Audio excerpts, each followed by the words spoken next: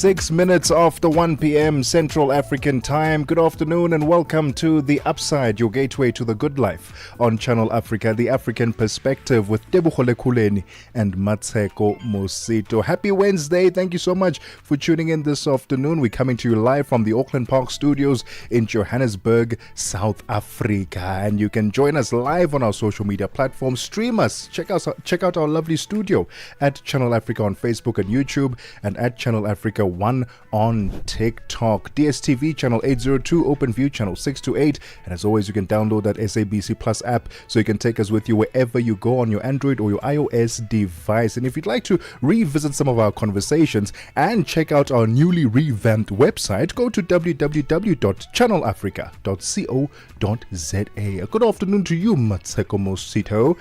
Looking Hello. Lovely with the hair. Which one is this one? This one is for me. Which one is this one? It's for me. How are Yeah, you? You're I trying love something it. different. I love it. Thank you. How are you doing? Fantastic. Can't complain. It's a Wednesday, midweek. Happy hump day. Are you feeling the weeks go by? Like a couple of weeks and then it's 2026. No, I'm feeling the weeks go by, but how is it that you and I are going completely against the weather?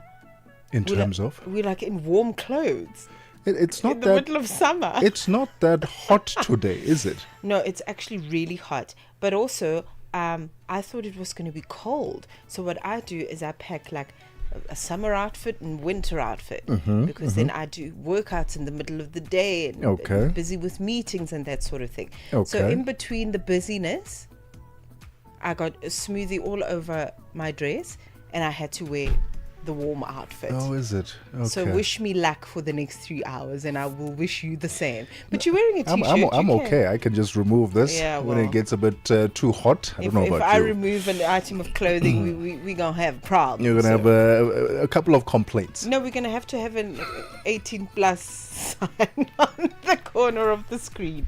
But yes, what's happening today? Here's what's coming up on the upside this afternoon. We're traveling this afternoon. It's a Wednesday, and we're going to travel down to Cape Town, to the Boerkaap region, where there's vibrancy, there's color, there's the Cape Malay culture. Part of this DOS Tea Cafe. It's a cafe where you come together, engage in amazing conversations, meet people, exchange some ideas. Actually, mostly meet people from all kinds of all walks of life. And it's a beautiful concept by two chefs that we'll be getting into conversation with this afternoon to tell us a bit more about it, as well as their tea pairing experience. It's an elevated halal dining experience, and I want to know more about it. So we'll be getting into conversation with the two chefs who are responsible for this cafe. Then later on, MSC Cruises are going bigger and better because they've officially launched their season 26-27. Tickets are up for sale now for the South African routes, and I want to find out more about that. I've never been on an MSC cruise. I've been very skeptical about it. I'm not sure if it's for me. I don't like the idea of knowing that if I need to get off, I can't just get off because you're in the middle of the ocean. So I don't know how I feel about this one, but it's set to set sail in a couple of weeks' time, and we can't wait to find out more about the new routes that they'll be taking on. And then later on, stand-up comedian Stuart Taylor has a stand-up special coming up in Cape Town at the Baxter Theatre. It's called Odd Man Out. He seems to think that being the odd person in any group situation makes you stand out, and it makes you achieve a lot more greatness than if you are in a crowd. And he wants to bring a bit of humor into that, and I can't wait to chat with him about it. That is very exciting, and it's interesting to me because I was talking to my mentor this morning, and that's kind of like the thing that came up in our conversation this morning. So that is very interesting. Yeah, being the odd one out, being the one that just does things differently. I love that. You know, yeah, I guess it's being the odd one out if you do things differently from everybody else. We're 11 minutes into 1. Welcome to the Upside. Got something to say? Are you passionate about issues that matter? Do you have a voice that deserves to be heard? Well, we've got the perfect platform for you. Call in or drop us a WhatsApp on +27 63 406 9126 and we will call you back so you could have your say and be part of the conversation. 30 years of age. I just turned 30 on the 15th of November. So that's who I am, you know. It's not just talk. It's your chance to air your views. Share your opinion. Engage with a community that values your perspective. Follow us on our social media. Visit our website at www.channelafrica.co.za and get ready to share your views on Channel Africa, the African perspective. The Upside, 1 to 4 p.m. Central African Time. With Tebogo Lekhuleni and Mmatsheko Mosito. Only on Channel Africa, the African perspective.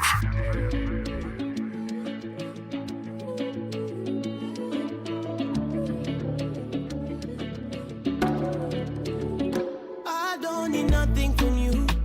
Your beautiful art is a muse.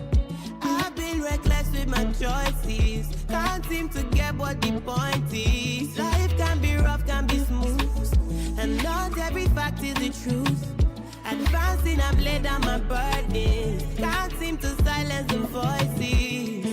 Don't in this setting, I be that person. We go be your shoulder, body, best in anything. Your type, no many, they are not ready. I go give you 100%, never no 90. More than amazing, well quality. You are deserving of the love you are not getting. Independently, I'll take the liberty, and I go love you specially. Oh, all the love, all the care, then they fake out. Don't be hard, baby, give it. I go love you. All the love, all the care, then they fake out. Don't be hard, baby, give it. I go love you.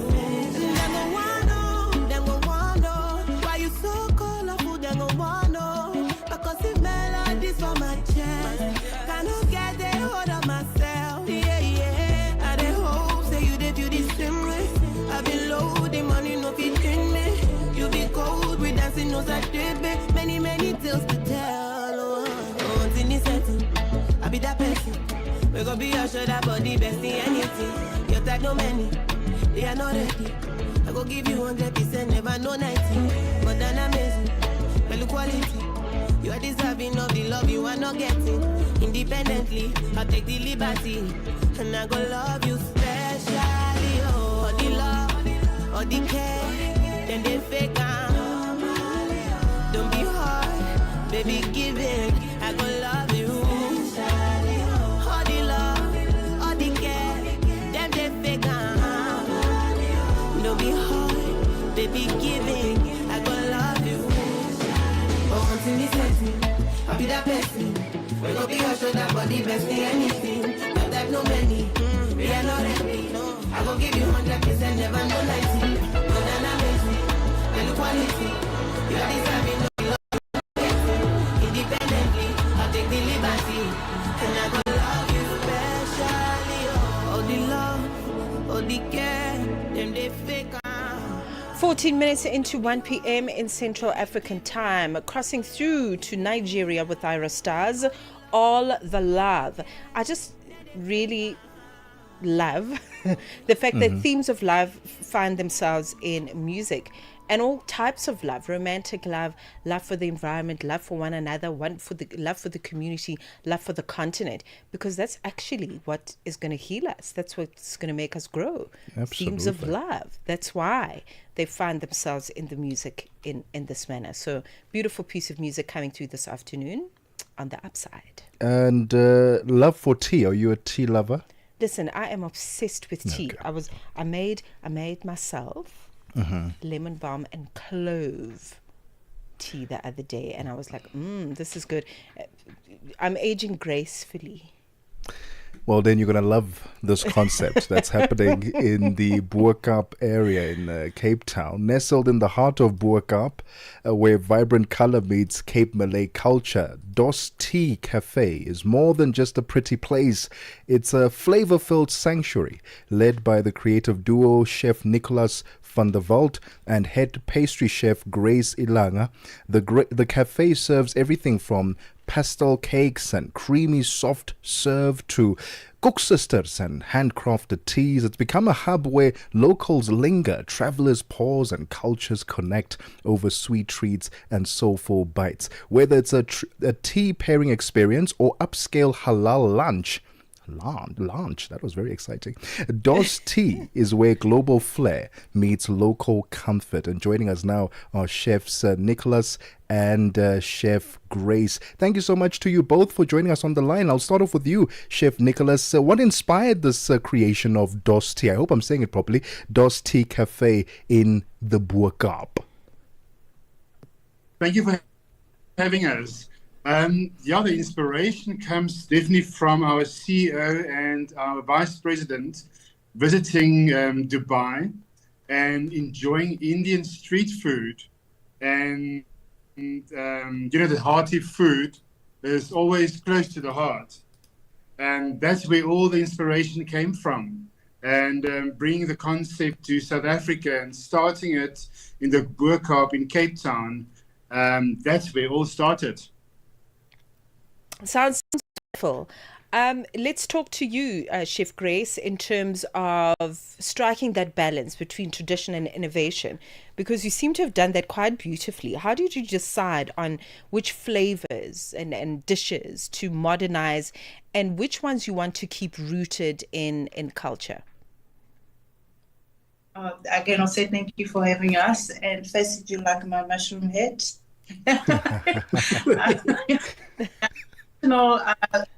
Pairing, it just as we learn the culture of Boerkaap here in Cape Town, and just to know their culture and coming together as unity as we find them, the kind unit as with Chef Nicola as a director of the culinary. He put much of together. I won't take a credit for that, but what they've come that more excited is as we have stolen much of the cook sisters. The cook sister come as a center of Boerkaap and also involved in the Dos Tea, where is the center of our how can I say our Dos Tea. So when you walk in, the cook sister have to be in, and they have travel in. If I say travel, have gone into our breakfast. We demanded cook sisters, our hetsoki, that is a cultured milk tart.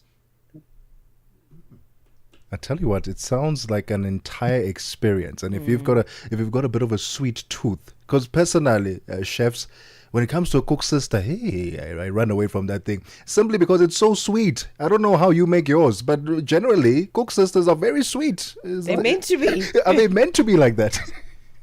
Explain this to you. There's two types of cook sisters. There's the one with cook sister with a K. Yeah. That is in South Africa. A cook sister that's very sweet. And then you get the Malay cook sister without the K. That's the spicy one. Oh. That's also sweet. It's more spicy and very, very amazing. Can I add to that as a spice amazing? And as we get the recipe much coming from Indonesia and South African have made their home recipe. So the amazing is coming into from the apartheid of the struggle of slavery. It usually is 100th century, and it came into apartheid as the snack that they could food, and the snake that has come as their own, that they know they come together is a cook system. The spice that comes in, what surprised me the most today is like the cardamom and nutch powder. It's the most expensive powder today, but then it's a spice that they could afford then. So it's absolutely beautiful. The taste of it, of cinnamon, cardamom, nutty powder, and ginger. Wow. And it's not that sweet. I wish you taste a bit. It's not sweet at all. Yeah, no, we're going to have to make our way down to the Boer Cup to try this one. An authentic Cape Malay cook sister without the... I didn't know there was a difference. I thought there was only one no idea. cook sister. But thank you so much for that clarification. We're currently in conversation with Chefs Nicholas and Chef Grace to tell us a bit more about the Dos Tea Cafe. Perhaps you've popped by. What have your experiences been? Let us know on our social media platforms at Channel Africa on Facebook and YouTube and at Channel Africa 1 on TikTok. It's 21 minutes after 1 p.m. Central African time. We'll continue our conversation with the chefs right after this. Nkhanza zokhudza amuna ndi azimayi kapena kuti gender based violence GBV zikuononga mioyo komanso kuphwasula midzi zikuchitika m'manyumba, m'masukulu, malo ogwirira ntchito ndipo kwambiri mwakachetechete koma sizikuyenera kupitirira. Mukazimva yankhulani, ngati mwakhuzidwa funani chithandizo chifukwa kusachita chilichonse sikuthandiza. Mverani kuma wireless onse 14 a SABC kuchokera lachitatu pa 23 mwezi uno wa Julai kuti mumve zokambirana, malangizo, masewero, zionesero za maphunziro ndi mafunso okhuza nkhanza za amuna ndi azimayi ndi akatswiri, anthu opulumuka ku nkhanzazi, kukhazikitsa lamulo komanso dziko lonse lokhuzidwa ndi nkhanzazi. Zonsezi pa wireless yomwe mumayikonda ya SABC. Imbirani pa nambala 0800 428 428 kuti munene za nkhanzazi kapena kupeza chithandizo. Nkhanza zokhuza amuna ndi azimayi zimatha ndi inu. Uthenga ukufikani kuchokera ku SABC. We take no sides, none whatsoever. We are the upside. 22 minutes after 1 p.m. Central African time. It's a Travel Wednesday this afternoon on the Upside, and we've made our way down to the Boer Cup area in Cape Town to talk more about the Dos Tea Cafe. And this is where color meets Cape Malay culture. Absolutely brilliant. And we're currently in conversation with chefs Nicholas van der Walt and head pastry chef Grace Ilanga to tell us a bit more about the cafe. Chef Nicholas, let's head back to you this time. Tea. It's an interesting one because we've seen many cafes, coffee cafes, but not many tea cafes. Why do you think it's such a sellable idea, especially in Cape Town, where a lot of people may just want a frappuccino or a what, and just coffee instead of tea? He's a tea drinker.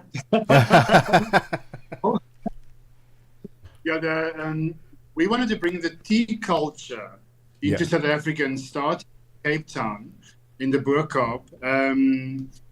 Yes, our market is halal, the Muslim culture. Really a lot. This generation loving to drink more tea than coffee. And that was the whole thing, to bring in the tea culture to South Africa and grow it. We've opened another branch in Sandton, a Dos Tea branch, and we are pushing for the tea culture to teach people about tea. The tea pairing is beautiful pastries and desserts that you can have with your tea, and not just having coffee. And the health aspect of tea.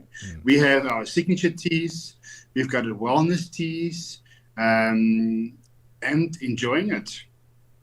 My favorite, the ginger tea. That's your favorite? Yes. Okay. Cardamom is it. No, mine is the kadak tea. I love it. I just want to have tea with the both of you.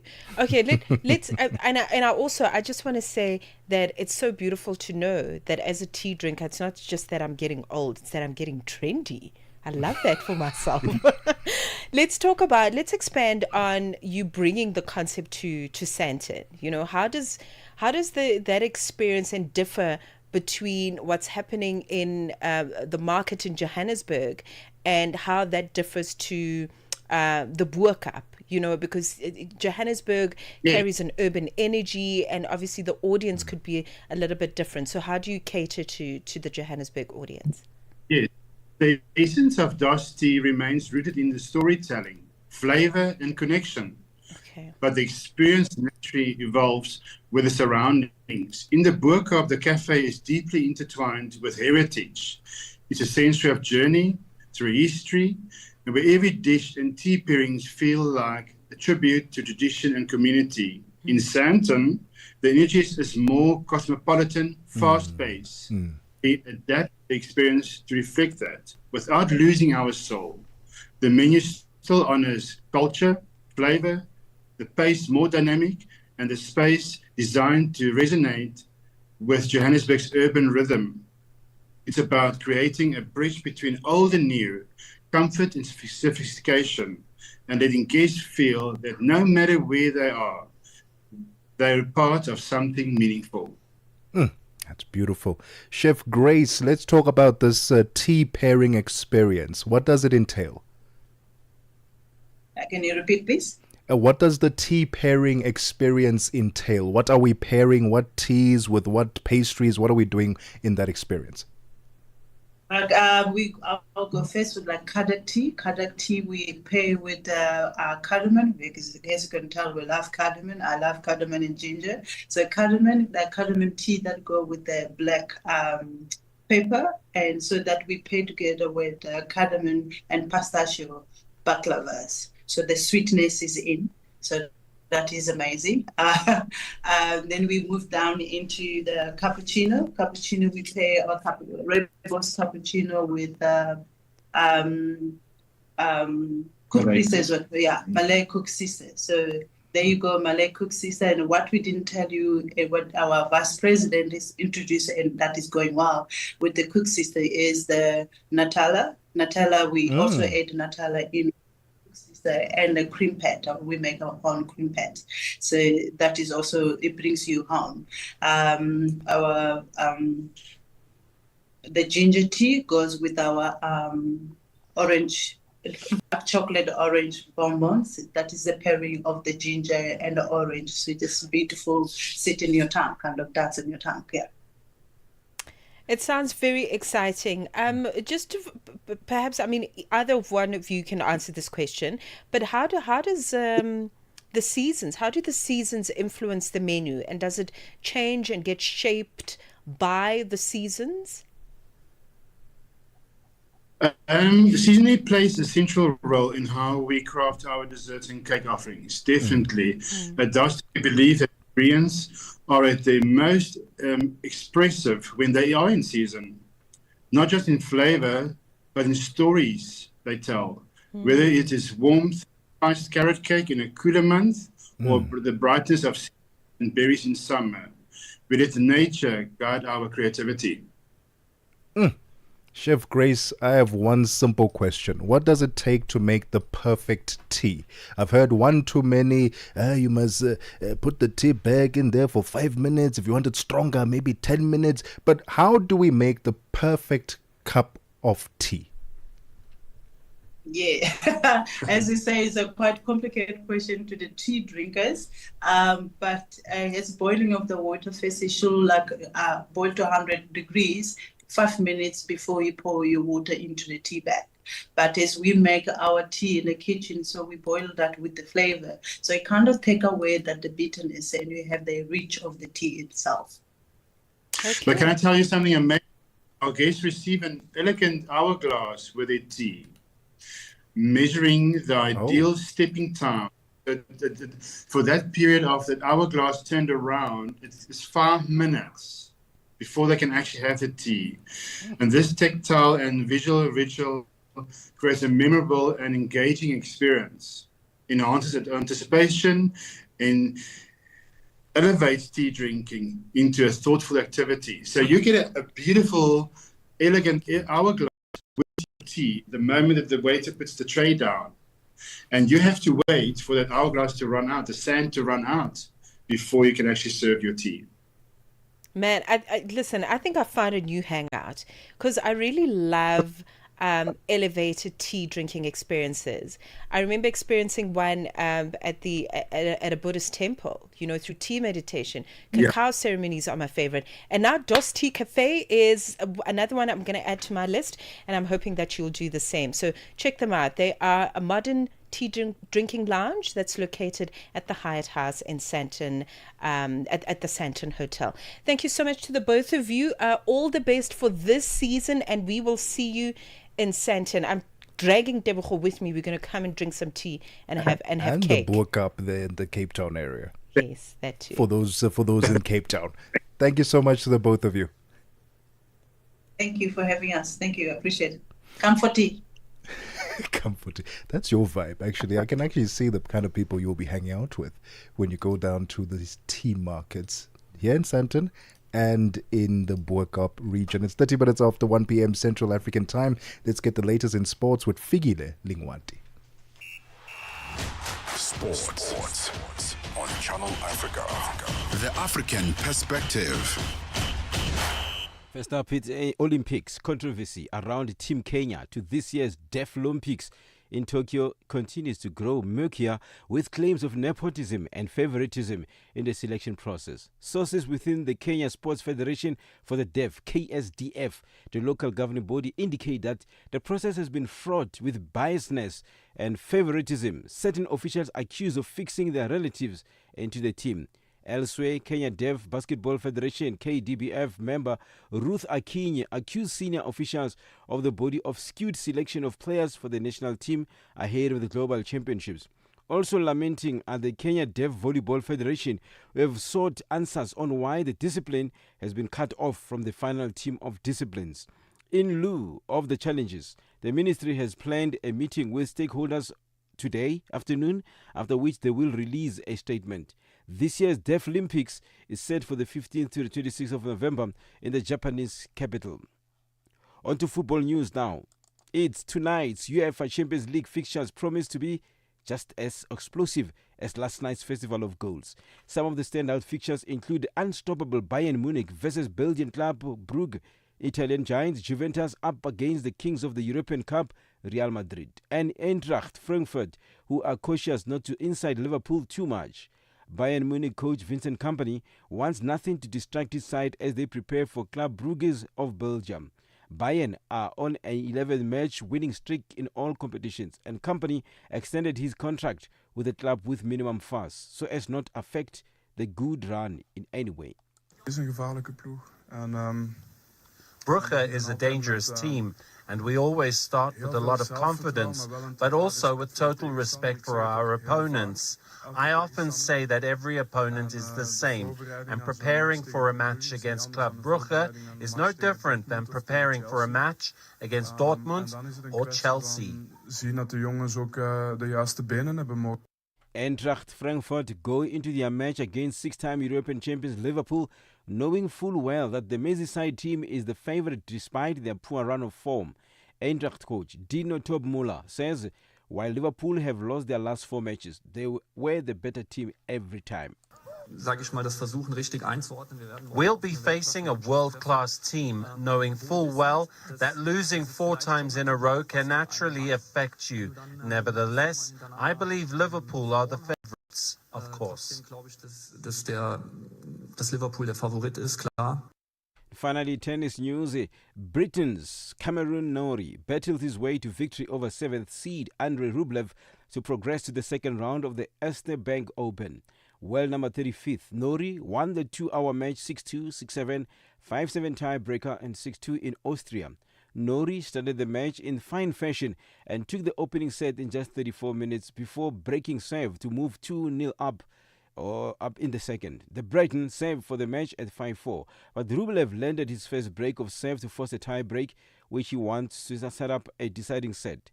Former world number 8 Norrie regrouped to break Rublev's serve in the second game to take command of the third set. For any sports stories you'd like to share with us, please send an email to newsroom@channelafrica.co.za or call us on +2711 714 4459. This is Channel Africa Sport with me, Figile Lungwati. Sports on Channel Africa. The African perspective. Mix Vibration sur Channel Africa. Qu'est-ce qui vous a amené à dire ça? Est-ce que vous avez observé un certain nombre d'événements dans la vie? Est-ce que c'était par rapport à une expérience? Est-ce que vous avez rencontré des choses qui vous ont dit il faut de la patience, comme ça les choses vont venir au bon moment et le bon Dieu pourra peut-être me visiter? Oui, c'était justement un conseil que le Seigneur m'a fait inspirer pour donner à son peuple, parce qu'il y a la plupart des gens, pendant que Dieu bénit les autres, ils pensent que Dieu les a oubliés, et pendant que Dieu ouvre pour pour les autres, ils pensent que peut-être Dieu n'a pas pu écouter leurs prières. Alors, ce n'est pas le cas. Alors, Dieu bénit tout un chacun de nous avec son temps. Donc, le temps de Dieu est toujours le meilleur dans la vie de tout un chacun de nous. Mix Vibration, tous les dimanches de 18h à 19h, temps universel. The Upside, taking the African perspective to fresh levels. 36 minutes after 1 p.m. Central African time. Let's find out how the markets are moving with Mr. Golden Voice himself, Thabiso Lekhuleni.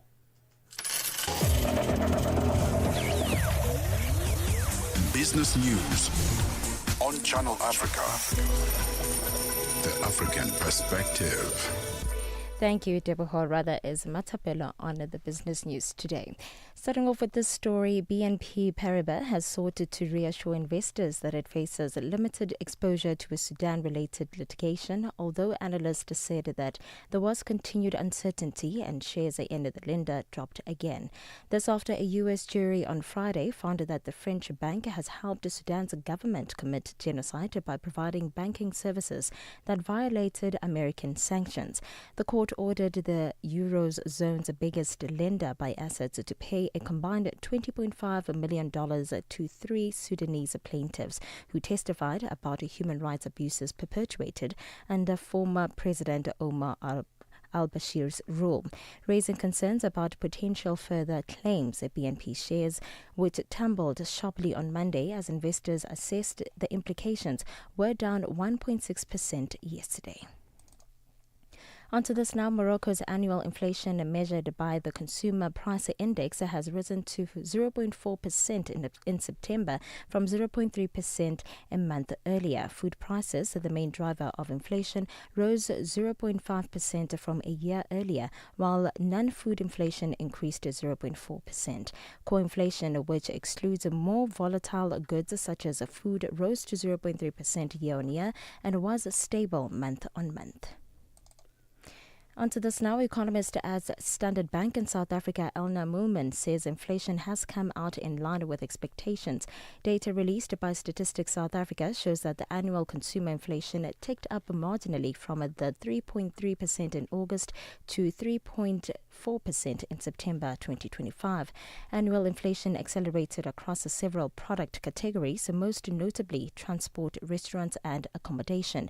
The data indicates that food and non-alcoholic beverages, tobacco, furnishings and household equipment recorded lower rates compared to the previous month. Moomen elaborates. Marginal differences relative to expectations came from food prices, which declined 0.4% relative to the previous month, but was counteracted by an acceleration in rental inflation, which, while higher, still remains relatively low.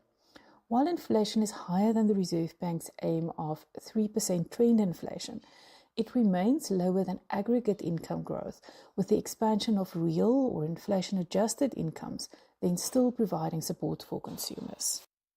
And the legal battle involving the Socio-Economic Rights Institute, SERI, in South Africa against the city of Johannesburg has been postponed to next Tuesday by the High Court. SERI took the city to court, arguing that it acted unlawfully by removing informal traders from their trading sites.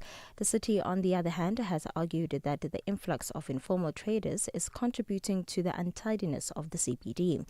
In recent weeks, the municipality has implemented its cleanup and bylaw enforcement program as part of reclaiming the city. SERI's legal counsel, Deborah Raduba. It was supposed to take place, but what was raised by the city and why we couldn't proceed to argue was, number one, the prior involvement of Judge Wilson when he was an advocate in 2013. He represented a case similar to this. And number two, which was the one that had more weight, more bearing in the decision, is that the city says they haven't had sufficient time to peruse the papers and to then draft a response because a lot of government city departments are involved, including JMPD, the Mayoral Office, DED, and the like. Netflix shares have dropped 7% in pre-market trading after the streaming giant's fourth quarter revenue outlook failed to impress investors despite a strong lineup of shows. The unenthused outlook undermines the company's run of strong revenue growth in recent quarters thanks to hit shows and movies like K-pop Demon Hunters that have helped boost Wall Street's expectations. The company also missed third quarter profits estimates due to unexpected expenses related to an ongoing dispute with Brazilian tax authorities. A look at your financial indicators. $1 in Nigeria is trading at 1,465 naira. In Botswana, it's 13 pula 25. Kenya, the dollar is trading at 128 shilling 48, and in Zambia, it's 22 kwacha 60. The BRICS countries, $1 in Brazil is trading at 5 real 37. Russia, it's 81 rubles 12. India, it's 87 rupees at 98. China, it's 71 12, and in South Africa, $1 is trading at 17 rands 32 cents.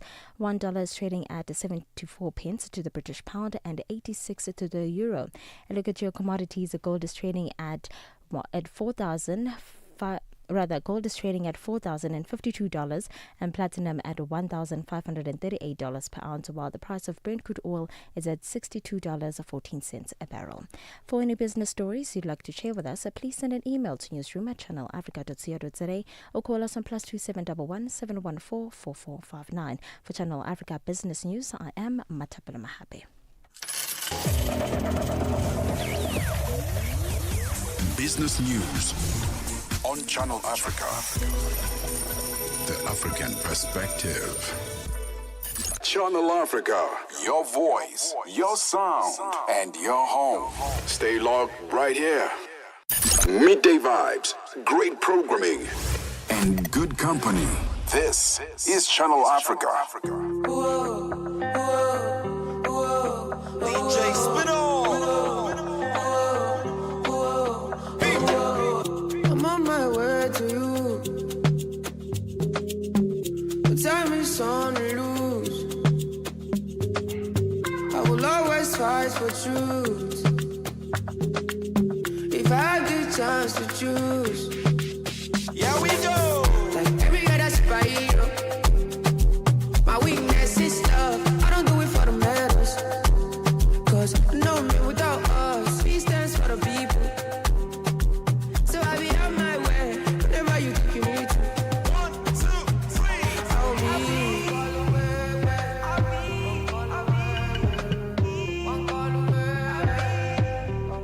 Ladies, I'll be.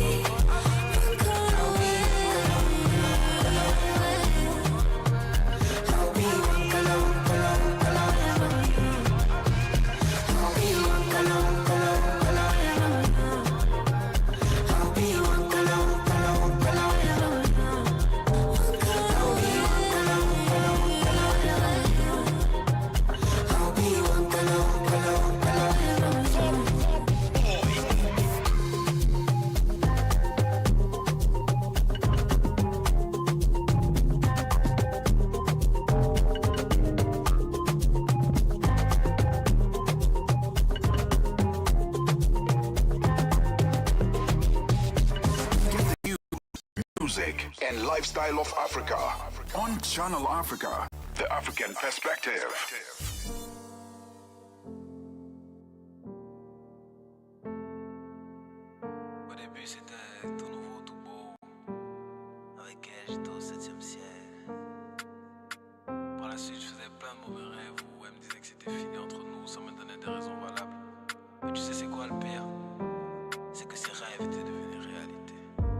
Après tant d'années, quand je l'ai revu, mon cœur a fait boum boum. Je me suis posé un tas de questions qui m'ont mené à la conclusion que dans le fond je ne l'ai jamais oublié. Mes sentiments, j'aimerais bien les bafouer, mais y a des choses que je suis obligé d'avouer. Comme le fait que tu ne seras jamais à moi. Aujourd'hui tu es là, mais demain tu seras dans un avion. Tu dis que tu m'aimes, mais tu t'endors dans les bras d'un autre. Ainsi va la vie. Dis-moi à quel moment je devrais croire que t'es pas comme les autres. Baby, tell me. Je te pose des questions dont j'ai les réponses, et je veux voir si tu vas me mytho. Et tu n'as fait que me mentir. Pendant que les soirs tu dors dans sa maison, moi je suis dans une bataille entre le cœur et la raison. Pendant que les soirs tu dors dans sa maison, moi je suis dans une bataille entre le cœur et la raison. Et j'entends mon cœur crier oh. Est-ce que ça c'est le destin?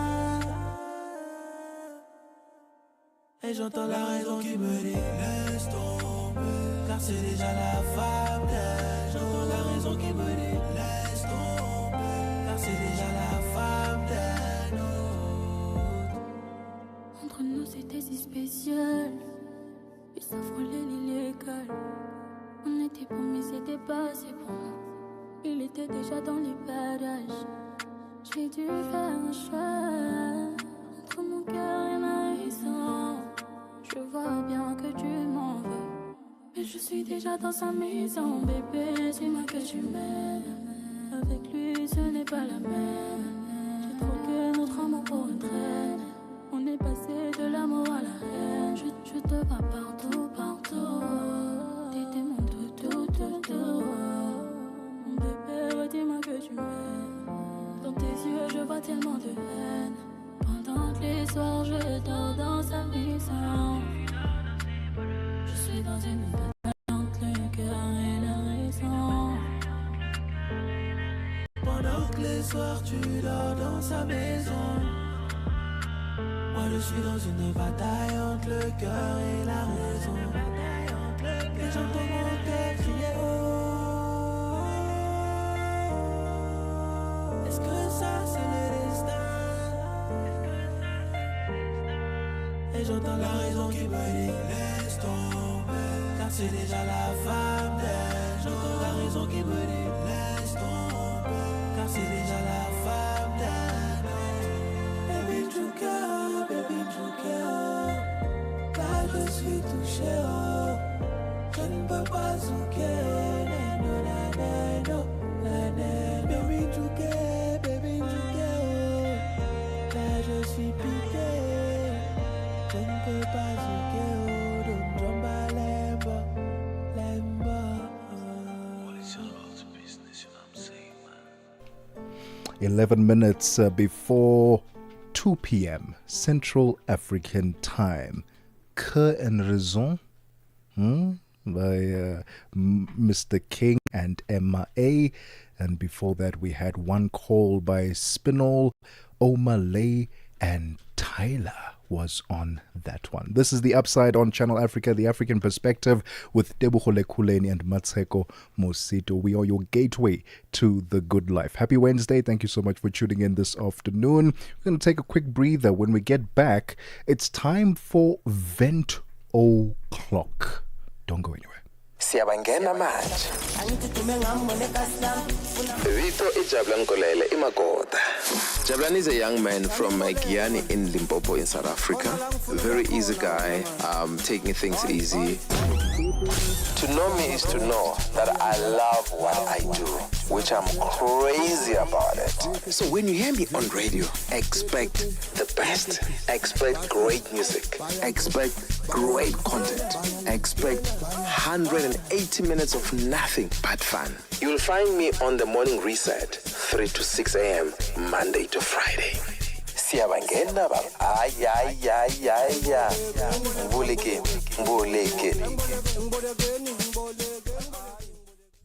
The Upside. On The Upside, your voice matters. 10 minutes before 2 p.m. Central African time. It's time for Vent O'Clock. Get it off your chest. Mmatsheko Mosito, do you want to get something off your chest today? Wi-Fi. Wi-Fi? Okay. What about Wi-Fi? I don't know. I just feel like I don't know what's happening. There's obviously little everyday annoyances that happen, and Wi-Fi seems to be one of them in the places I move around and in my home. I don't know what's happened to the towers. Maybe somebody can explain to me, if you happen to catch this broadcast live, what is happening with the Wi-Fi. It seems to be slower, or it's choppy. It's just really, I've struggled for the last 6 days with getting consistently good Wi-Fi that I am paying for. Even worse. By the way, okay, this is not free. I'm not going somewhere and putting my hand in a little kitty and just Wi-Fi. Yep. Somebody sticks their dirty little fingers in my account every payday and takes money so that I can have Wi-Fi that's functional. Yes. So it's not working. So it's annoying, because also what I've noticed over the last 2 days, I've been a very busy person with very important matters to get to. Well done to you. Personal and professional. Okay. Very important. And it always just seems to cut and get choppy very inconveniently in the middle of very important conversations. So I'm very annoyed. What is happening with the blue and white network? The blue and white network? Yeah. Is that the one you're with? That's the one I'm complaining about. Okay. I'm with the red and I'm with two, actually. I'm with the red and white network, and I'm with the blue and white network. But that blue and white one, I'm going to serve them divorce papers very soon if they don't get their act together, because I have no qualms leaving situations that no longer serve me, and they need to get their act together. I don't know if it's a countrywide thing that's currently happening, because you're not the only one to complain about Wi-Fi or inconsistent, network connectivity over the past couple of days. Even me, my Wi-Fi at home, my home Wi-Fi thingy situation, modem, hotspot, whatever it's called. That thing in the house, yes. Yeah, that one in the house. Even that has been experiencing some challenges lately. And then I go onto my mobile network, and although it's been consistent, there are moments where it's like, there's something not quite right here. So we don't know. Maybe someone in the telecommunication space can tell us what's happening. Is there underground, not underground, underwater cable there that got in, some disruptions that we need to know about. Is it satellites? What is it? Because it seems that everyone is complaining about network connectivity issues over the past couple of days. And it's been very recent, just over the past couple of days. 100%. I mean, imagine I'm standing, stranded, and it's raining, and I'm talking to you, and I'm like, when are you going to get here? And you say to me, give me another minute. Yep. That's very annoying. It's also a safety issue, this network, because a lot of, safety, what is it? Alarms and switching alarms on and off in our homes and that sort of thing require us to have reliable internet. 100%. So it affects everything: communication, safety, travel, bookings. Anything that needs to happen efficiently is affected by this Wi-Fi that's not working properly. Please, can somebody just sort it out? Blue and white network. Please put your big boy pants on and get your act together. I'm with the red network, and they've been very good. Like I said, but lately it's been interesting. So even they're a problem. They've been a problem lately. Let us know what you think. What's happening? Maybe you can answer. Let us know on our social media platforms at Channel Africa on Facebook and YouTube, and at Channel Africa 1 on TikTok. Something I want to vent about. Is that I feel like as a country, as a movie, as a country, South Africa, yes, we really are struggling when it comes to gambling.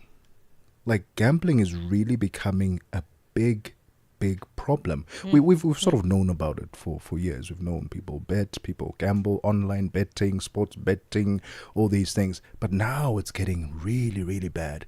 Over 1.5 trillion rand when it comes to gambling is how much we are spending on gambling. 1.5 trillion rand. Do you know how many schools you can build with that? How many hospitals you can build with that? How many kids you can send to school with that? We're gambling it. And people are not just gambling the little money that they have, sort of the additional income that they have, or the surplus, or whatever it is that they have, the disposable income that they have. Now people are gambling real things, tangible items. They're gambling their homes. They're gambling their salaries. Recently, very frighteningly, seeing students gambling their student allowances. You know, those NSFAS student allowance. They're gambling that, so that if they get 1,000 rand, they're hoping that if I play blackjack on online betting platform, I can turn that into 2,000 rand. I can turn it into 5,000 rand. And oftentimes they end up losing the entire lot, because for the most cases, the house always wins. So gambling and gambling ads and marketing are everywhere. It's aggressive. In spaces where they shouldn't be. Why are they gambling ads and marketing where students are located? Why are you trying to promote gambling to students? What is that about? Clearly, we need to investigate the ethics of this industry. And actually, what we should do, and we perhaps can speak to our producer about this. There's a gambling summit that happens every single year. This year it's happening between the 13th and 14th of November. And I think we should have a conversation with the head honchos of the gambling summit. 100%, and I think it used to be called the Gambling Indaba. We need to speak to them. We need to get them on the show and speak about what matters are being addressed at the gambling 100%, summit, 100%. Especially when it comes to responsible gambling, because responsibility has gone out the door. And also when you look at the desperation of the people, you know, there really is no money, and economics are just getting more and more dire and dire and dire. You know, it wasn't like when I went to school, where you used to live at home and you've got a little student job that can get you through the month and everything is hunky-dory. There are other factors, you know, many children being orphaned, and you know, there's just so many issues, and people just need money. And we think that winning the lottery or winning sports bet or whatever it is our ticket out of poverty, and it actually really is sucking us more and more into it. So it would actually be great to get the experts from this particular summit to talk to us about the industry, how it functions, and the ethics around it, you know, and where it's helping people, you know. So yeah, I think that's a solution for now, as we've got you know, so that we can use this platform viably. But I agree with you, it's a problem. I didn't know that students do that. I'm shocked. And I'm shocked. It's really bad. I think, have we come to a stage where we are now saying, remember how at some point they had to ban smoking ads completely? Even though you're not allowed to, if you're a cigarette or nicotine manufacturer, you're not allowed to, you know, advertise your product. Have we gotten to that stage where we are saying now, we are tired. We don't need gambling ads. It's destroying families. It's destroying families. There was someone who took a picture of they had just gone to a donut shop. I'm not going to list not going to give away the name. They went to a donut shop, very popular donut shop, right? And they took a picture of the plastic bag in which the food was in, right? The plastic bag, and on that plastic bag, at the bottom of it, sellotaped is a little flyer from a betting company. I'm not going to say the betting company. It just says cash in on the action. You went to go buy donuts, and on your plastic bag is an ad, a poster, a banner, whatever, from a gambling Yeah, we've gotten to a point where people are like, should I buy food or should I gamble? No. Those are not the kinds of choices we're not supposed to make. No, we should not be. So let us know what you think about this gambling ads. Should they now start getting banned? Because I know some European countries are banning them. It's 2 p.m. Central African time. Let's get the latest news with Jwalani Tulongwepe. SABC News. The African Perspective. Thank you, Deborah. Top stories is how Ugandan police revised down the death toll from a major bus crash, and at least 7 people have been killed, including 2 children in Ukraine. Good afternoon. Ugandan police have revised down the death toll from a major bus crash on one of the country's busiest highways, from 63 to 46 fatalities. The crash happened just after midnight on the highway between the capital Kampala and the northern city of Gulu. Initial investigations suggest it was caused by 2 buses coming from opposite directions, trying to overtake other vehicles, a lorry and a sport utility vehicle. The 2 buses collided head-on. In a statement, the Uganda Police Force said they had mistakenly given a higher death toll earlier in the day because some of the victims had been found unconscious at the scene. The planned reopening of Sudan's main airport in Khartoum after a 2.5-year shutdown has been delayed after drone attacks this morning and yesterday. The airport in the center of the Sudanese capital was targeted at the very start of the war between the Sudanese army and the Rapid Support Forces, RSF, causing extensive damage to its buildings and an immediate halt to flights. The first commercial domestic flight from Badr Airlines was scheduled for today, but drone attacks highlighted the airport's continued vulnerability. The RSF has attacked military and civilian infrastructure across army-controlled territory with drones while fighting to consolidate control of the Darfur region. Following its recapture of Khartoum earlier this year, the army-led government made renovating and restarting the airport one of its top priorities to signal a return to normal life in territories under its control. South Africa's police minister, who is on special leave, Senzo Mchunu, has given reasons why he believed that the political killings task team was no longer needed. He's testifying before Parliament's ad hoc committee, which is investigating allegations regarding criminal infiltration, corruption and political interference in the criminal justice system. Mchunu acknowledged, however, that the task team was effective after its establishment, but things changed with the surge in crime. No longer required, emanating right from 2019, when they intended then to replace the National Political Killings Task Team with a structure that was based on the study that had been done, and they sought long-term, they sought sustainability, just to make sure that they continue in a sustainable way to fight what was emerging, but taking it broader than just political killings. South Africa's Minister of Science, Technology and Innovation, Dr. Bladen Nzimande, has sounded the alarm over the growing levels of gambling practices in the country.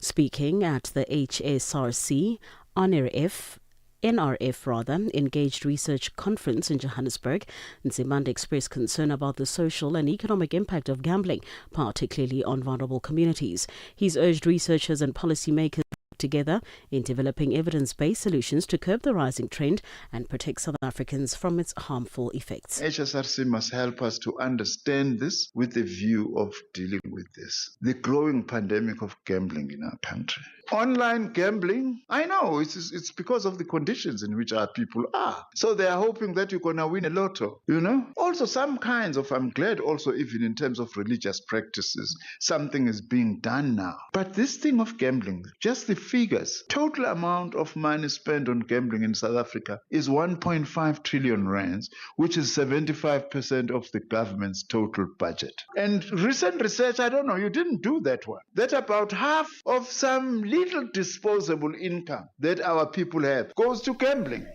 At least 7 people have been killed, including 2 children, in Russian drone and missile strikes on Ukraine. President Volodymyr Zelensky says a crash was hit in Kharkiv and there was widespread damage in Kyiv. At least 26 people, including children, are reported hurt. Zelensky says the series of attacks is proof that Moscow has not come under enough pressure for its continued war. The Kremlin has rejected calls for a ceasefire made both by the President, Donald Trump, and European leaders. Trump earlier said that his plans for a summit in Budapest with Putin had been shelved as he did not want a wasted meeting. Recapping the top story this hour, Ugandan police have revised down the death toll from a major bus crash on one of the country's busiest highways from 63 to 46 fatalities. For any news stories you would like to share with us, please do send an email to newsroom@channelafrica.co.za or call us on +27 11 714 4459. For Channel Africa News, I'm Jolani Tulo Wepe. SABC News. The African Perspective.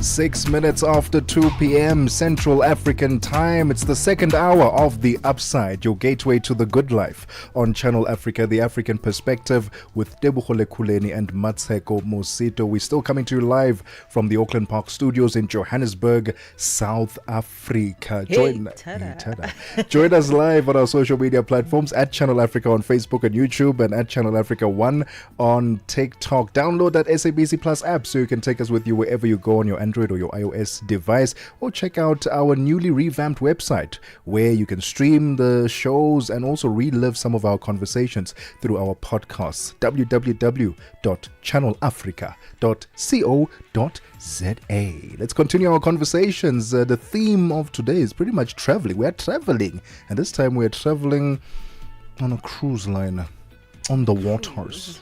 On the waters. Cruising. That's what we're doing. We're cruising. So you mentioned that you need a little bit of massaging to get into the cruise idea. I have to admit, I haven't been on a cruise, but I would love to. It sounds a brilliant idea, doesn't it? I would love to. I would love to do an MSC cruise to the Portuguese islands and experience that. So we're talking to them. We're talking to MSC Cruises because they have officially opened sales for their 2026-2027 South African cruise calendar, so that you can start making your bookings and go and vacay and experience the local waters. But honestly, I would love to. But as I'm looking at this date, 2026, 2027, something in my brain says 2027 is around the corner.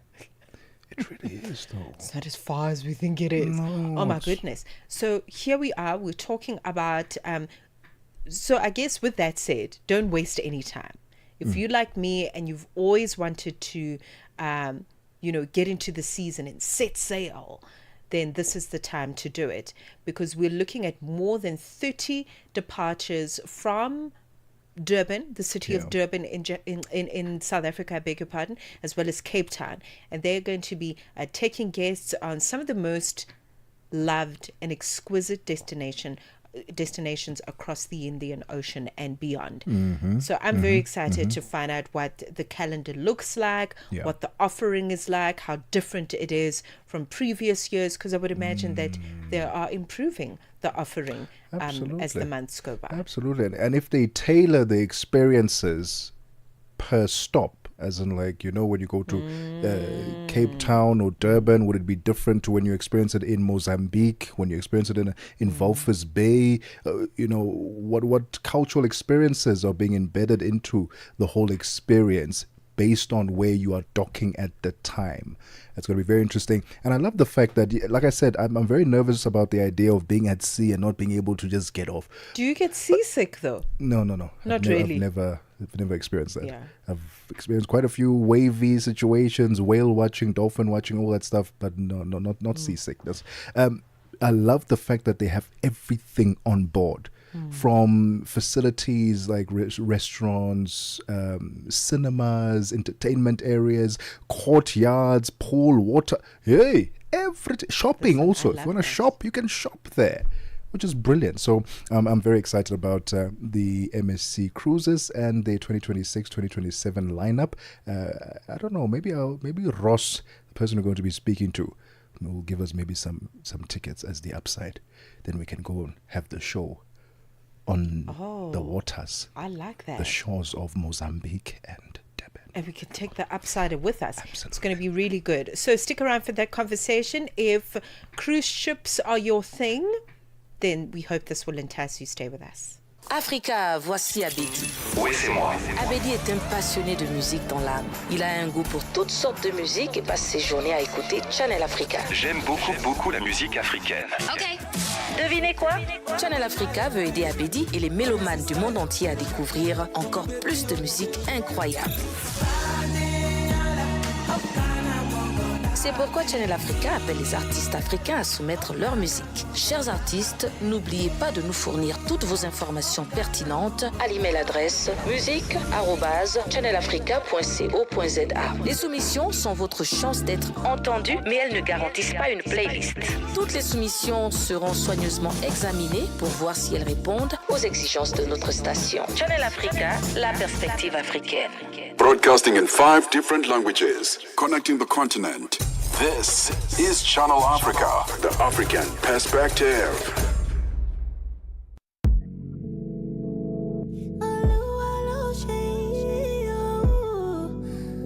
You don't know.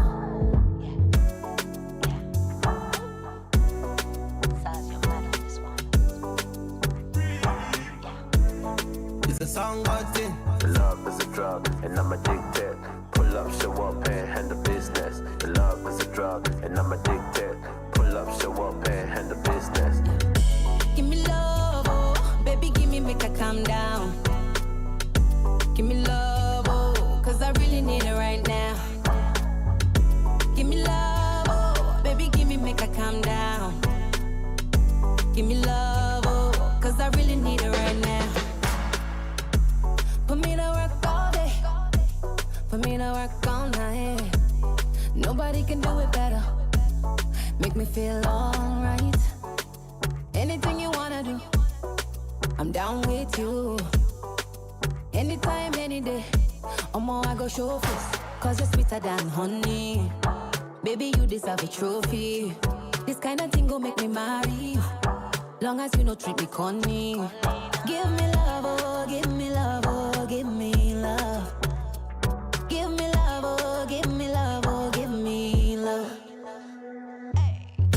Give me love, oh, baby, give me, make her calm down. Give me love, oh, cause I really need it right now. Give me love, oh, baby, give me, make her calm down. Give me love, oh, cause I really need it right now. Love is a drug, and I'm addicted. Pull up, show up, and handle business. Love is a drug, and I'm addicted. Pull up, show up, and handle business. Love is a drug, and I'm addicted. Pull up, show up, and handle business. Love is a drug, and I'm addicted. Pull up, show up, and handle business. You should let me hold you, you should let me love you. And when you fall in, say na me go catch you. I know your friends don't want me around you. They know nothing, they don't understand you. It's now 14 minutes after 2 p.m. Central African time. And that song there titled Gimme Love by Say Shay and Runtown. Music from Nigeria. This afternoon on The Upside, your gateway to the good life on Channel Africa, the African perspective with Tebogo Lekhuleni and Mmatsheko Mosito. Get your sails on. Is it sails? I don't know what the terms are for people who cruise. I don't know what the common terms are for people who cruise. Get your sails on already. I don't know. Let's sail with MSC Cruises. I think that's much better. That is a beautiful catchphrase. Yes, sir. MSC Cruises, as we'd mentioned, MSC Cruises has officially opened for their 2026 and 2027 South African cruise season. All right, the calendar is now open, and it features the arrival of MSC Harmonia to local waters for the very first time. So the season, as we understand it, is set to sail from the 27th of November 2026, with more than 30 departures from Durban and Cape Town in particular, taking guests on some of the most loved destinations across the Indian Ocean and beyond. So we're looking rather at the Portuguese island, as I'd mentioned, and other parts as well. So we want to be scenic, okay? We want to see all the beautiful places, and we want to travel by sea. Let's talk about MSC Harmonia. It sounds very exciting, what the offering is about, and the dining experience that comes with it, the family-friendly entertainment, wellness spaces that you can experience as well, and the world-class theatre shows. Really excited to be in conversation this afternoon on the upside with Ross Falk, who is Managing Director of MSC Cruises here in South Africa. Ross, a pleasure to have you on board. Thank you very much for joining us. Ross. On your show.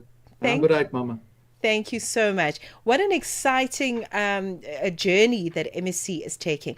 Talk to us about just a little bit about MSC as a company, you specializing in cruise experiences, and just a little bit about some highlights of the experience.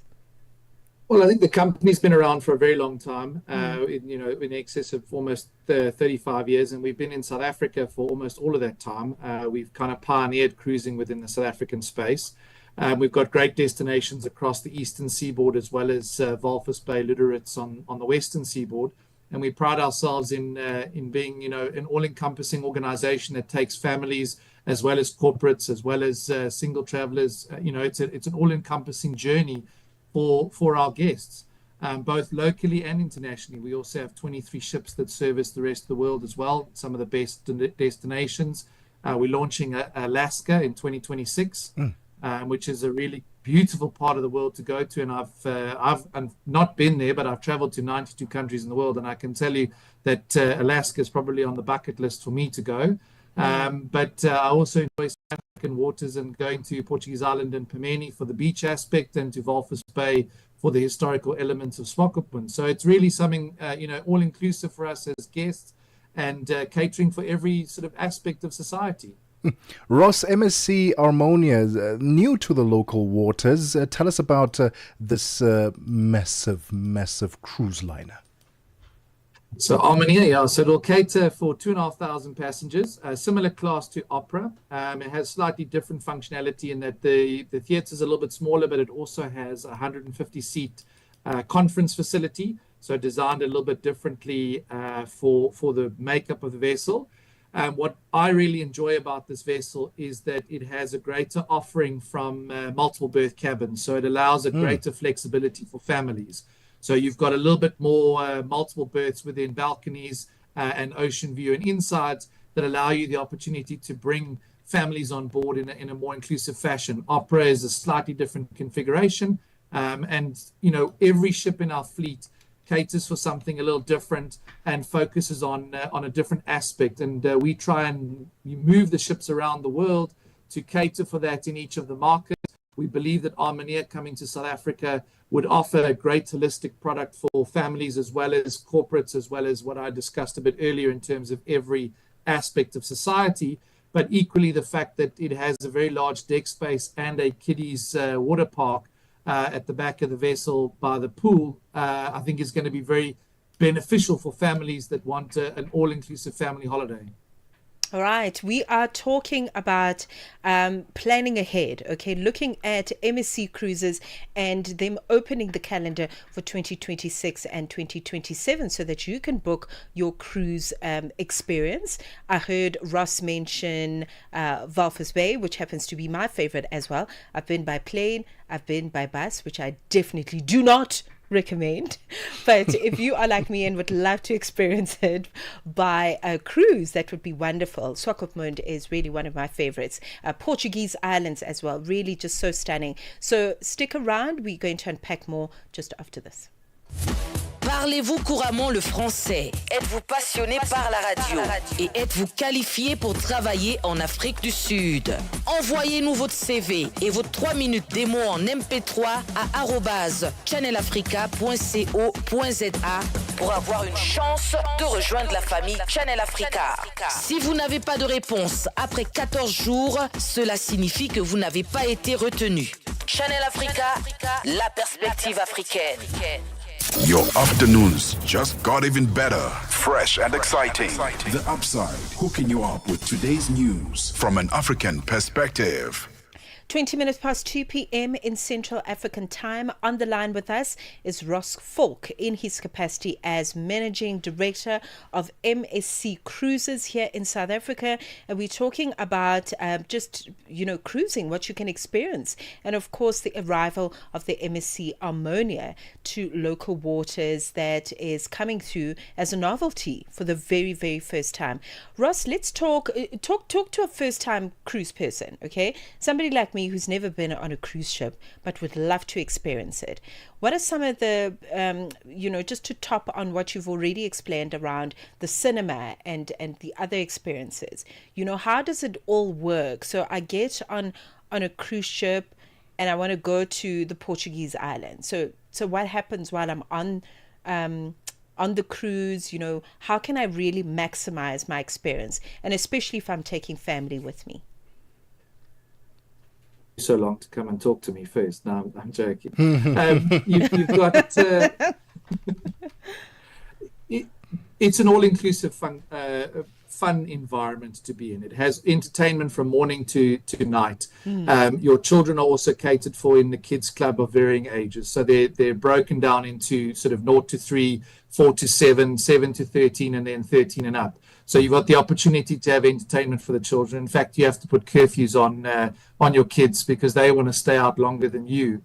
You've got all the food opportunities you've got. I think it caters for every aspect of what it is that you want to do from a holiday destination. And the beauty of it is it's packaged in a sweetie wrapper that moves where you want it to go. So, if you take a look at, going on a holiday where you want to travel to multiple destinations, you got to unpack multiple times, you got to climb in transport multiple times. You spoke a little bit about the bus trip that you took to Walvis that you wouldn't encourage. This is a great opportunity for you to do it from Cape Town to Walvis Bay in 2 days, and you don't have to unpack. You then come back for another 3 days, and you still don't have to unpack and repack and travel again. Your hotel's moved with you. So, every aspect of what you want to have is catered for on the ship. As parents, as family members, you can have great opportunities to reconnect over dinners and meals. You can have great opportunities to engage with them at the pool. And you don't have to go anywhere to go and do it. And equally, you don't have to spend any more money than what you already spent with your cruise ticket. The only thing that's not incorporated is your drinks, but everything else is. And I find what's stressful on holidays is having to think about what it is you want to do to entertain yourself. Yeah. You can do whatever you want. You want to stay in your cabin and relax? Great.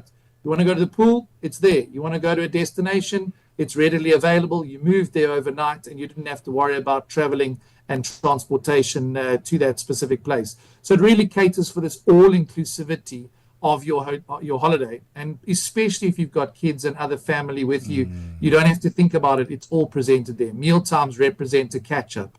They're an intimate part of your holiday experience with your family, and you get the opportunity to relax as well.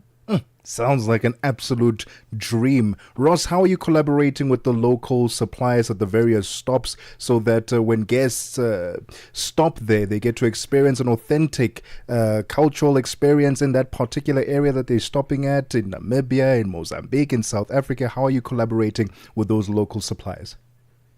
So we're an organization that wants to encourage interaction with SMEs and in particular the local community. So for example, on Portuguese Island, we've built a vendors market on Portuguese Island, which is at the stop when you arrive from the vessel in your passenger tender boat. You walk past the vendor station, you get an opportunity to interact with them. We generally use local suppliers to do all of our shore excursions. So, you know, there's the Boat Association in Yaka. In Pemeni, we have a similar courier market and vendor market. We utilize the local communities for our staffing on our passenger tender boats, for the facilities. We source a lot of fish products also from various places within the communities. So we're really trying to achieve it. Within South Africa, a little bit more difficult because our operation is so vast and huge. We're using in excess of 500 tons of meat a week and 20,000 lettuces. We've got to guarantee that supply chain, so it becomes a little bit difficult for SMEs. But I've encouraged people in the past to try to create co-ops and to negotiate those kind of things with some of the bigger suppliers to obviously provide some stopgaps for us in terms of that. But our ethos is about creating the authentic environment, and we do partner with a lot of the local suppliers. As well as on our island destinations, we involve the community quite significantly in the product offering that we have for our guests. You know what I find fascinating is, I'm literally one question short away from asking you, how can I book permanent accommodation on the cruise ship? Because it seems like we can literally do anything and everything on there. There's fitness facilities. You can bring your family. You know. Everything you need is literally on there. So let's talk about the offering of conference facilities, because as I understand it, that is growing hugely popular, and cruises are becoming quite popular for corporate events, team building, getaways. I would imagine retreats are happening on the cruise ship as well. Ross, tell us more. Yeah, I think it's a growing trend, and I think it's something that needs a little bit more spotlight. So I'm very grateful for you asking the question. Having taken corporates and been in corporate most of my life, what I find is if you do go on these retreats overseas or wherever, you have people wanting to do their own thing. The vessel provides a quite intimate experience. Like I spoke about the family space, dinners and meal times can be arranged specifically for your event and for your conferencing, and it allows the opportunity for the corporate to reach out in a very, very uninvasive way and generate that teamwork. You also have a really captive audience because you're on board the vessel. There are certain sea days that you're not going to be, on land. And you have the opportunity then to have a relatively captive audience because they can't go anywhere. It's relatively easy to find individuals. So you don't have them, sprawled across the city or sprawled across multiple hotels. They're all in one location. And I think it's a great opportunity for corporates to explore that ability to grow the teamwork.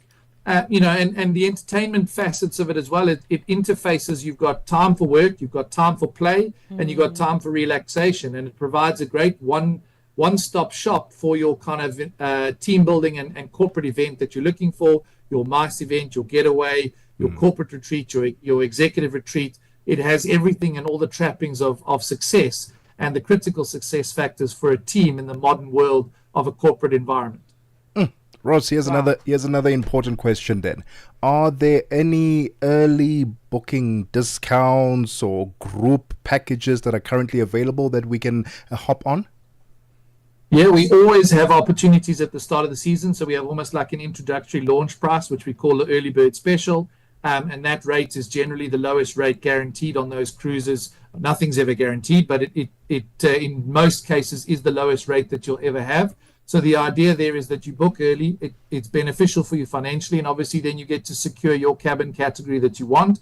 You get the best pick of all the cabins that you want to have. And then obviously from a group's pricing perspective, the groups department will look at the volume and have a look at what competitive pricings can be offered in that environment. Sounds really exciting, man. Ross, I'm booking a stay. We all are, in fact. Actually, you know what we should do? Ross, obviously I think it goes without saying that we are going to be your plus one. Channel Africa is going to be your plus one at the next cruise. Is that correct? Without a shadow of a doubt. Yes. Love it, love it. Ross, thank you so much for your I time. have no problem with you doing the show on the vessel because we've got Starlink internet, which will provide you access. And to your point about entertainment, it starts at 10 o'clock in the morning and finishes at 2 in the morning when the nightclub closes. So you can do whatever you want on board the ship, legally, of course. Legal activities only. Listen, do yourself a favor, okay? Because all the information you need is online and it's so easy to navigate this beautiful website, MSC Cruises, all one word, .co.za. Just check out the deals, the cruises. You can manage your bookings online. There's a telephone number that you can call with the hours there. I mean, everything you need, all the information as per how Ross was able to deliver it to us. Thank you, Ross Falk, who was joining us in his capacity as Managing Director of MSC Cruises here in South Africa. Listen, we're cruising to Walvis Bay. We're cruising. Is that there's internet? Yeah, internet. You see, you were complaining about stability. Internet. I don't think we'll have issues there. I'm going on a cruise. Right? How amazing would that be? Yeah? Having the whole Upside team and the Upsiders join us on a cruise. Yes, let's make it happen. 30 minutes after 2 p.m. Central African time. Let's get the latest in sports. Figile Lingwati is standing by. Sports on Channel Africa. The African perspective. First up in our sports update, we begin with boxing news. South Africa's World Boxing Council silver new flyweight champion Siyakolwa Guse is thrilled that he'll be part of boxing's history. The strawweight will feature in one of the main bouts at the tournament celebrating the 50th anniversary of the Thriller in Manila. In the Philippines, Guse will be gunning for Melvin Jerusalem's WBC strawweight world title. He is the first and only boxer from the Eastern Cape to hold a WBC title and is looking forward to his bout against the Filipino at Quezon City in Manila. Guse is thrilled to be part of the 50th anniversary of the Thriller in Manila. Preparation was good for me. I was training hard in the gym, doing everything that coach said I must do. So I'm very ready for Melvin and Manny Pacquiao and his boxer. I'm very ready for them. The Thriller in Manila was a brutal and a legendary heavyweight championship bout between Muhammad Ali and Joe Frazier in Manila in 1975 and is still considered the greatest event in boxing history. The sweltering heat left Ali and Frazier out on their feet when the latter's trainer stopped the fight after 14 punishing rounds. Guse's manager, Brian Michel, says they've done everything possible for Guse to come back with the WBC title. Big fight for South Africa, big fight for Siyakusi, big fight for the Eastern Cape. Be the first guy from the Eastern Cape to ever win a WBC world title. So it's a really big fight, and he's well prepared. He's been in training camp for 4 months. We worked on speed, on head movement, on power, on everything. So he's up for it, and it will be live next week. It's called the Thriller in Manila, and the great Manny Pacquiao is the promoter for the tournament, so it's fantastic. I've never met Manny Pacquiao, so I'm looking forward to meeting Pacquiao. And controversy around Team Kenya to this year's Deaf Olympics in Tokyo continues to grow murkier, with claims of nepotism and favoritism in the selection process. Sources within the Kenya Sports Federation for the Deaf, the KSDF, the local governing body, indicate that the process has been fraught with biasness and favoritism. Certain officials accused of fixing their relatives into the team. Elsewhere, Kenya Deaf Basketball Federation member Ruth Akini accused senior officials of the body of skewed selection of players for the national team ahead of the global championship. Also, lamenting the Kenya Deaf Volleyball Federation, who have sought answers on why the discipline has been cut off from the final team of disciplines. In lieu of the challenges, the ministry has planned a meeting with stakeholders today afternoon, after which they will release a statement. This year's Deaf Olympics is set for the 15th to the 26th of November in the Japanese capital. On to football news. Tonight's UEFA Champions League fixtures promises to be just as explosive as last night's festival of goals. Some of the standout fixtures included unstoppable Bayern Munich versus Belgian club Brugge, Italian giants Juventus up against the kings of European Cup Real Madrid, and Eintracht Frankfurt, who are cautious not to incite Liverpool too much, Bayern Munich coach Vincent Kompany wants nothing to distract his side as they prepare for Club Brugge of Belgium. Is een gevaarlijke ploeg. Brugge is a dangerous team, and we always start with a lot of confidence, but also with total respect for our opponents. I often say that every opponent is the same, and preparing for a match against Club Brugge is no different than preparing for a match against Dortmund or Chelsea. Zien dat de jongens ook de juiste benen hebben. And Eintracht coach Dino Topmuller says that while Liverpool have lost their last 4 matches, they were the better team every time. We'll be facing a world-class team, knowing full well that losing 4 times in a row can naturally affect you. Nevertheless, I believe Liverpool are the favourites, of course. For any sports stories you'd like to share with us, please send an email to newsroom@channelafrica.co.za or call us on +2711 714 4459. This is Channel Africa Sport with me, Figile Lungwati. Sports on Channel Africa. The African perspective. Let the good times roll. From the 10th of October, make a note. Channel Africa is stepping into a brand new era with the launch of our upgraded website and app. It's easy, fresh, and always on your fingertips. Wherever you are in the world, Africa's voice is just a click away. The future of Channel Africa goes live from the 10th of October. Don't miss the moments. Let the upside transport you from Cape to Cairo every weekday from 2 to 5 p.m.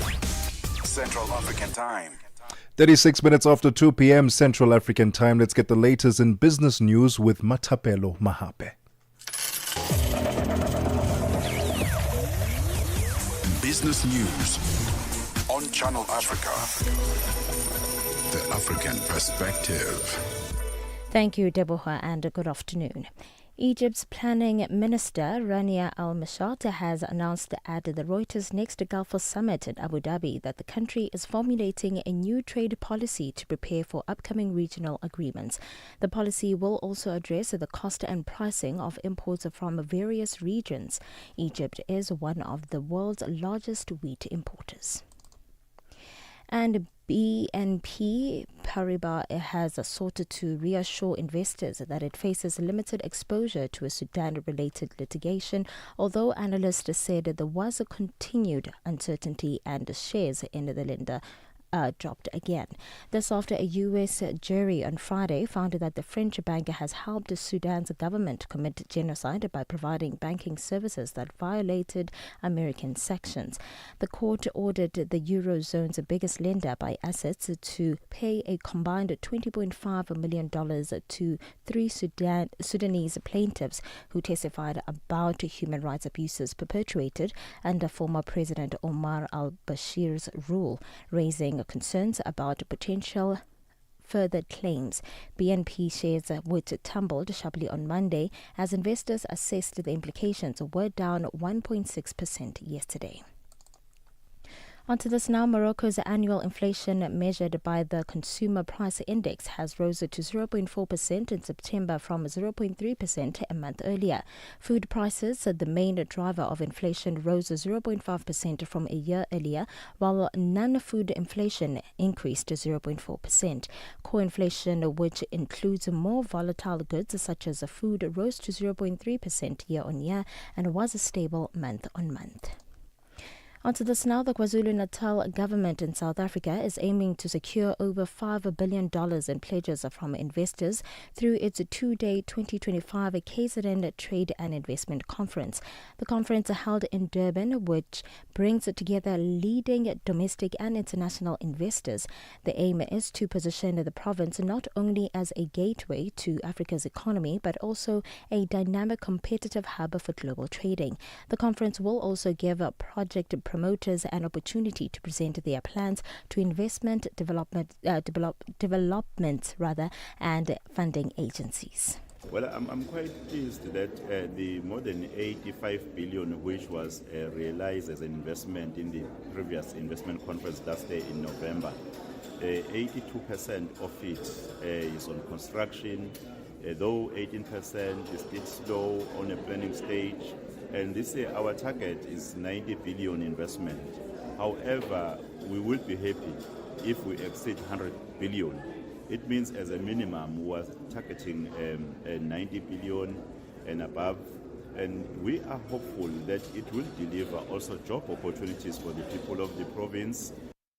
And South Africa plans to lift the care and maintenance status of its Pebble Bed Modular Reactor PBMR by the first quarter of next year or earlier, according to the Electricity and Energy Minister. The country halted its PBMR research in 2010 after spending over $577 million and building a demonstration model. The Electricity and Energy Minister believes that there are significant opportunities worldwide, with major players in data centers being the biggest investors in SMRs. And a look at your financial indicators. $1 in Nigeria is trading at 1,465 naira. In Botswana, it's 13.25.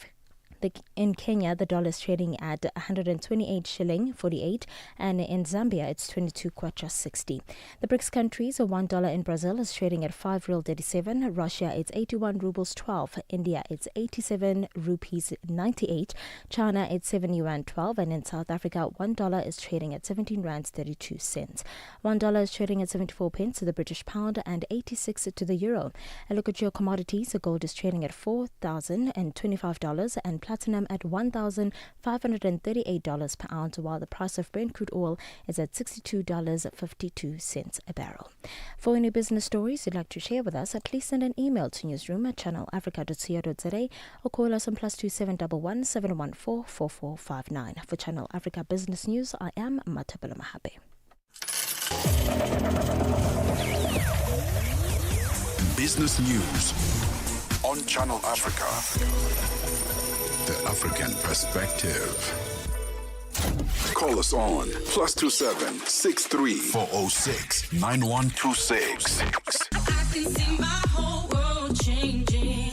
And contribute to the conversation. The Upside, 1 to 4 p.m. Central African Time. With Tebogo Lekhuleni and Mmatsheko Mosito. Only on Channel Africa. The African Perspective.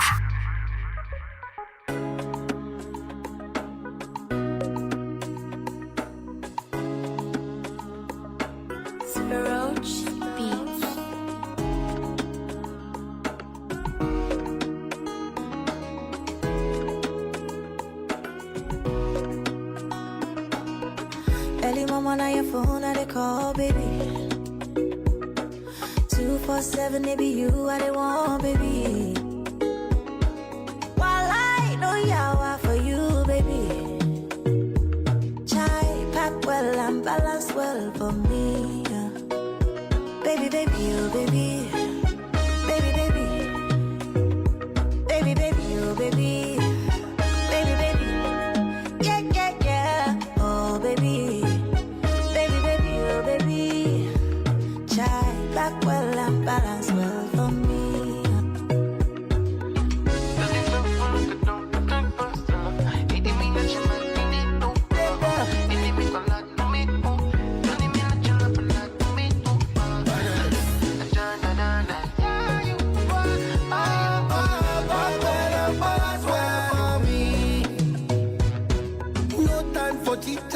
I want you to pull me closer, baby. Oh, miss you, I can't lie.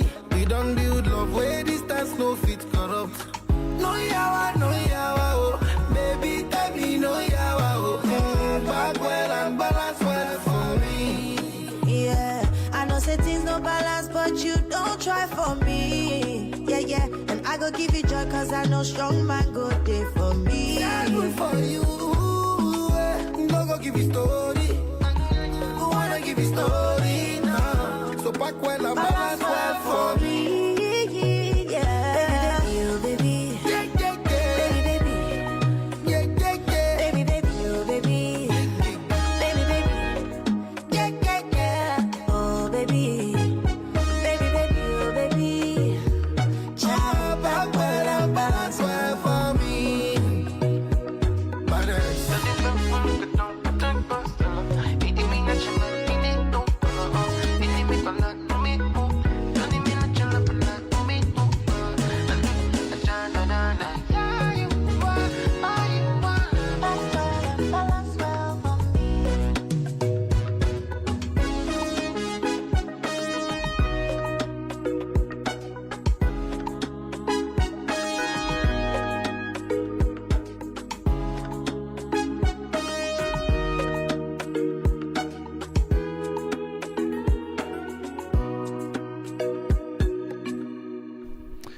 Baby, the name of that song. We've got Davido on that, Tiwa Savage, and Burna Boy. Yes. Come on now. Can you imagine Burna Boy on the cruise? You're still talking about the cruise? Yes. Can you imagine him? Like the summer cruise and Burna Boy is performing and all the mommies and daddies are having a good time. I can see that Watching happening. Burna Boy That means you're not going to shitless sleep. on You the are cruise. not going to sleep on this cruise thing, are you? There will be no sleep for you. No, there's going to be plenty of sleep. No, there will be no sleep No, for you. let me tell you something that I will never forget. Okay, because my body will be very quick to pull the handbrake. I am still in pursuit of my PhD in sleepology. Yes, so no, there will be plenty of rest. But if Burna Boy is on the stage, shirtless, we will be there to watch him.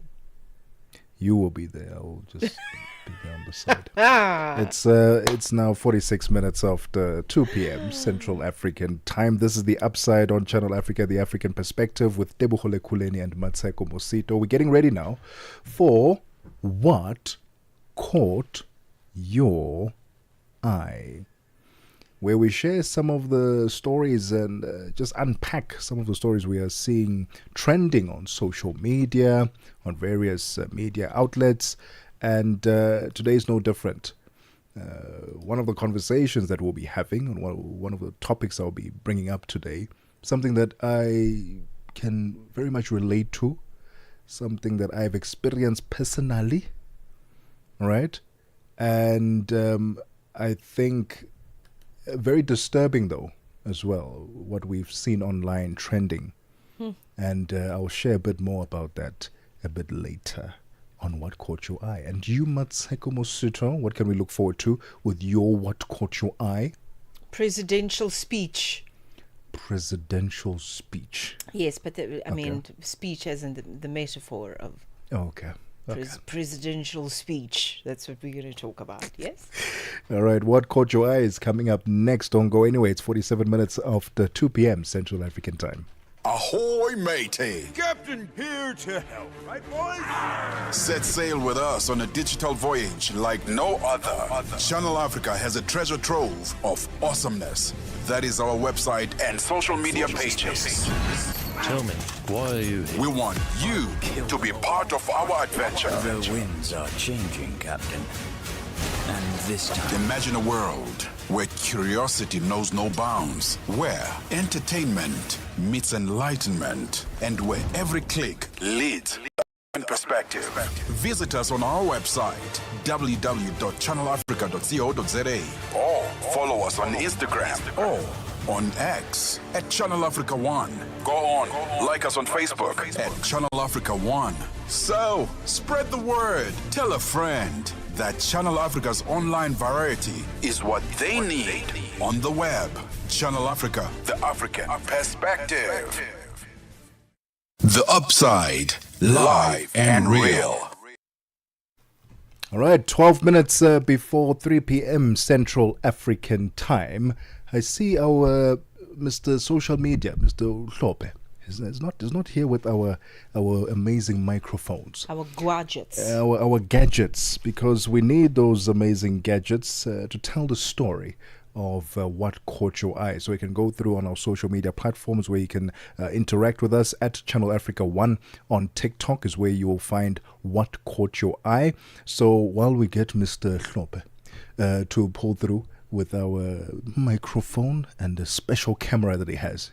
Hlope has a very special camera for what caught your eye. You've probably been on our pages and you're like, that angle, the shall we call it, the focus on the face, the blurring out of the background. Hey, that's Hlope's special camera that he uses for what caught your eye. So we'll come back again in a moment's time for what caught your eye.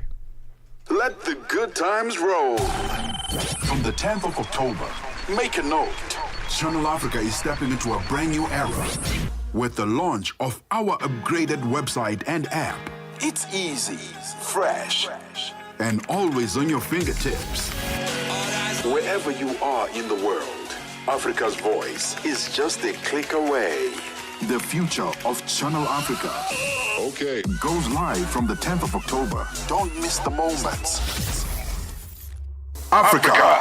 It's time to plug into the heartbeat of the continent. Tune in to Channel Africa, your go-to radio station that broadcasts in 5 different languages.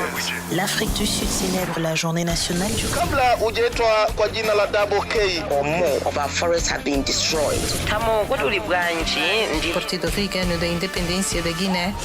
See, Channel Africa represents every corner of this amazing land. From Lagos to Cape Town, Nairobi to Dakar, we've got you covered with the freshest news, music, and cultures. So, turn up the volume, feel the rhythm.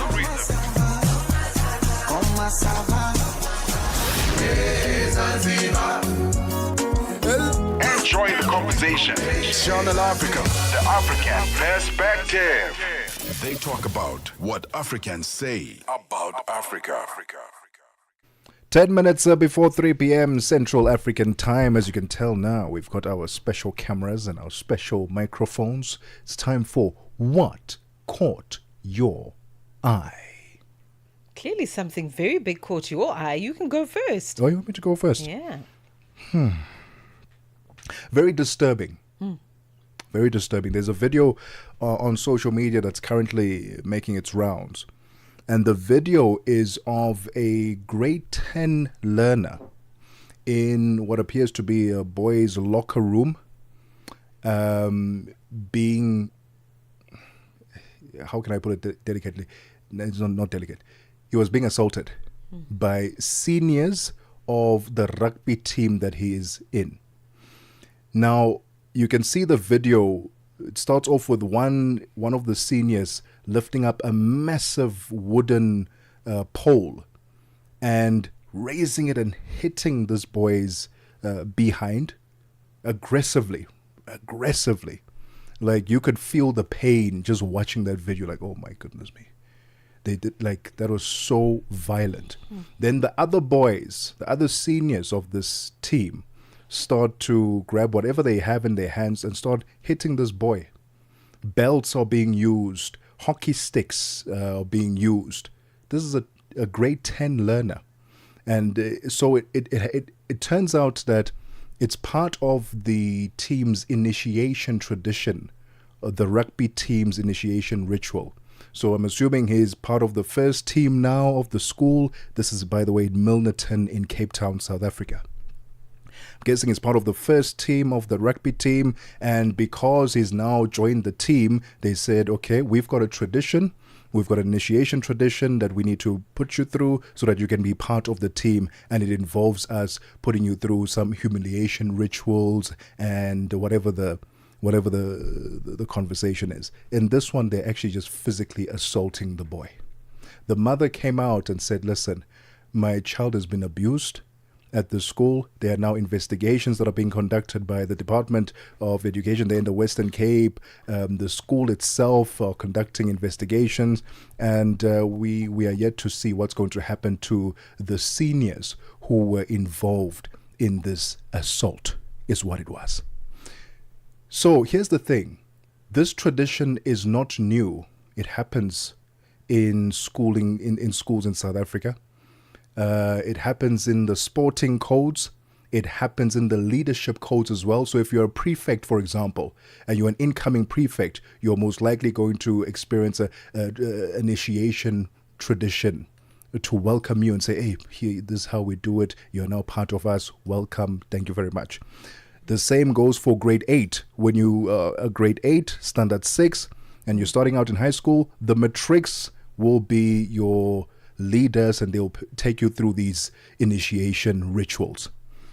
Nothing wrong with them being harmless and fun and as part of, okay, now you are part of us and let's show you the ropes, this is how it works around here. But when it gets to be a violent and physical assault on another human being, that's where we must draw the line. It's unacceptable that those boys beat that child up the way that they did.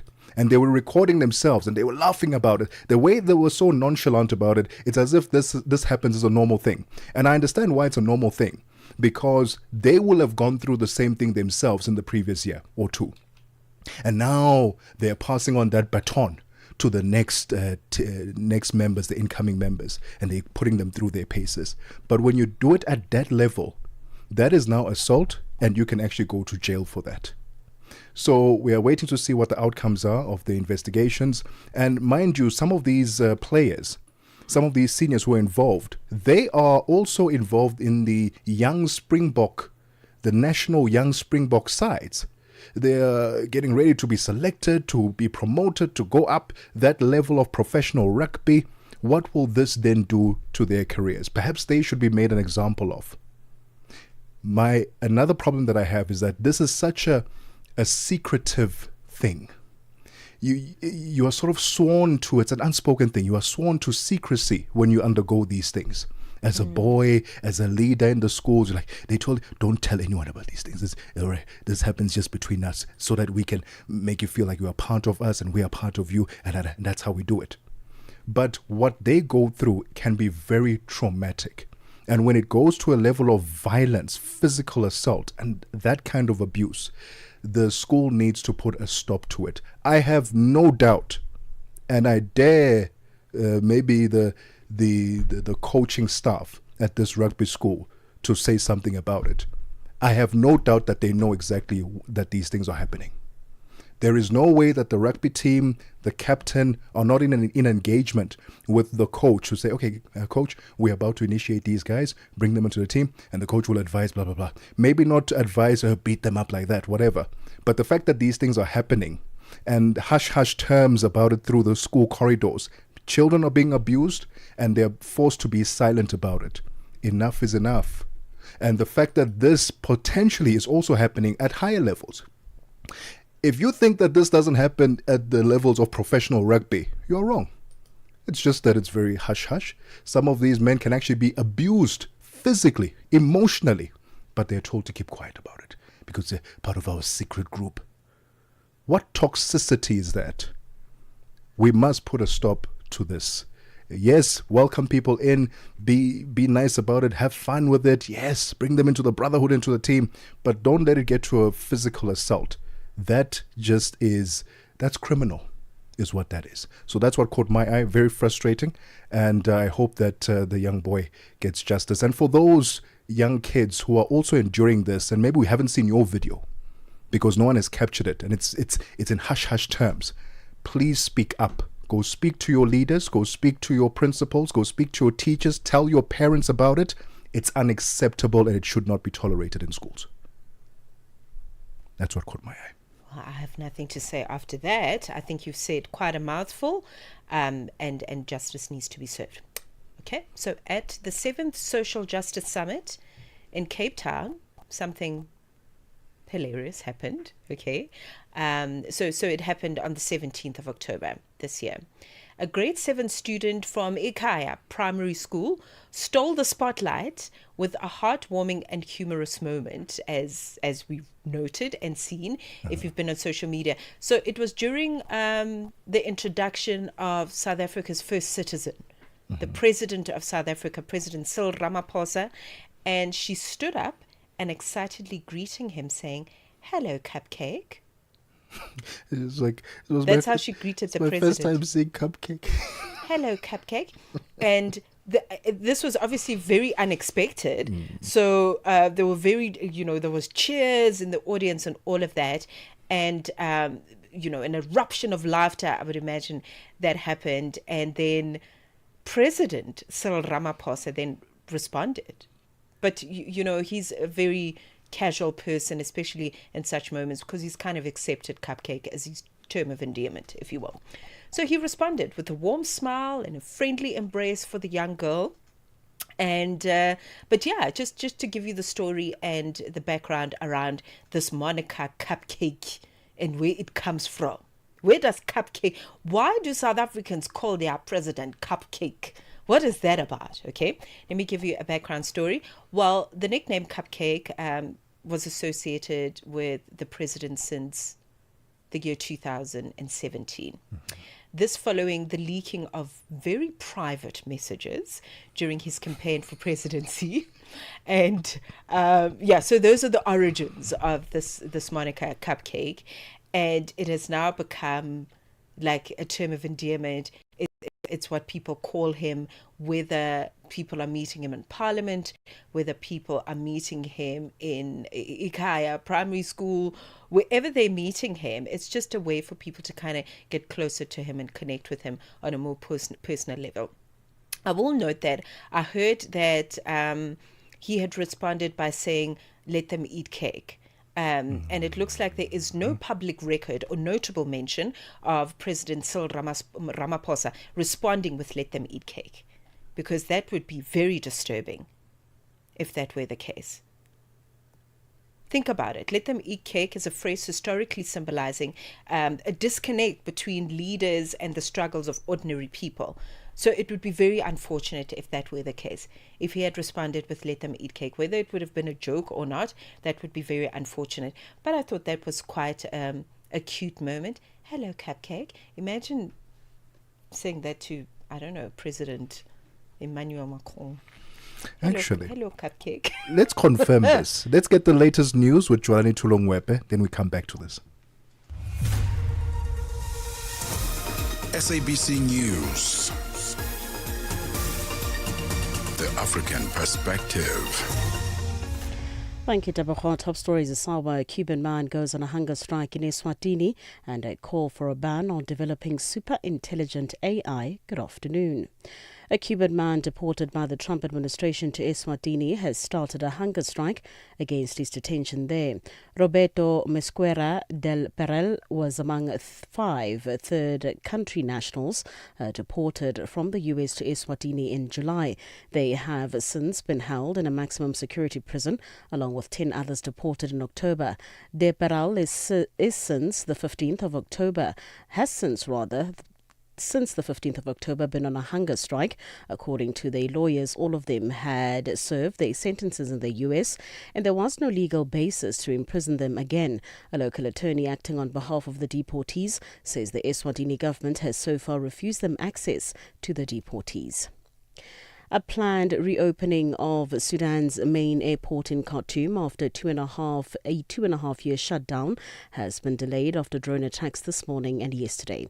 The airport in the center of the Sudanese capital was targeted at the very start of the war between the Sudanese army and the Rapid Support Forces, RSF, causing extensive damage to its buildings and an immediate halt to flights. The first commercial domestic flight to Badr Airlines was scheduled for today, but drone attacks highlighted the airport's continued vulnerability. The RSF has attacked military and civilian infrastructure across army-controlled territory with drones while fighting to consolidate control of the Darfur region. Following its recapture of Khartoum earlier this year, the army-led government made renovating and restarting the airport one of its top priorities to signal a return to normal life in territories under its control.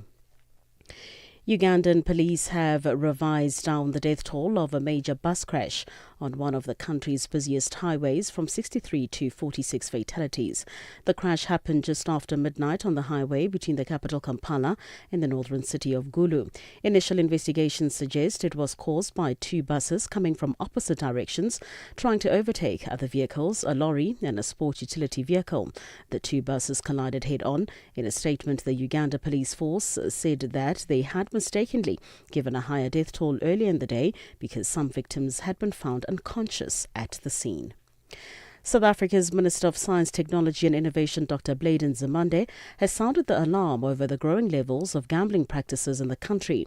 Speaking at the HSRC on NRF Engaged Research Conference in Johannesburg, Nzimande expressed concern about the social and economic impact of gambling, particularly on vulnerable communities. He's urged researchers and policymakers to work together in developing evidence-based solutions to curb the rising trend and protect South Africans from its harmful effects. HSRC must help us to understand this with the view of dealing with this. The growing pandemic of gambling in our country online gambling, I know it's because of the conditions in which our people are. So they are hoping that you're going to win a lotto, Also, some kinds of, I'm glad also, even in terms of religious practices, something is being done now. But this thing of gambling, just the figures, total amount of money spent on gambling in South Africa is 1.5 trillion rands, which is 75% of the government's total budget. And recent research, I don't know, you didn't do that one. That about half of some little disposable income that our people have goes to gambling.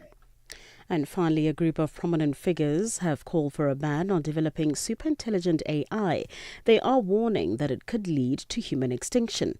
The BBC's Gigi An has the story. The group says rapid advancements in AI are outpacing global regulation. Their open letter warns that systems far more intelligent than humans could one day act beyond control and outperform us on all cognitive tasks. They urge governments to create strict safety standards before further development continues.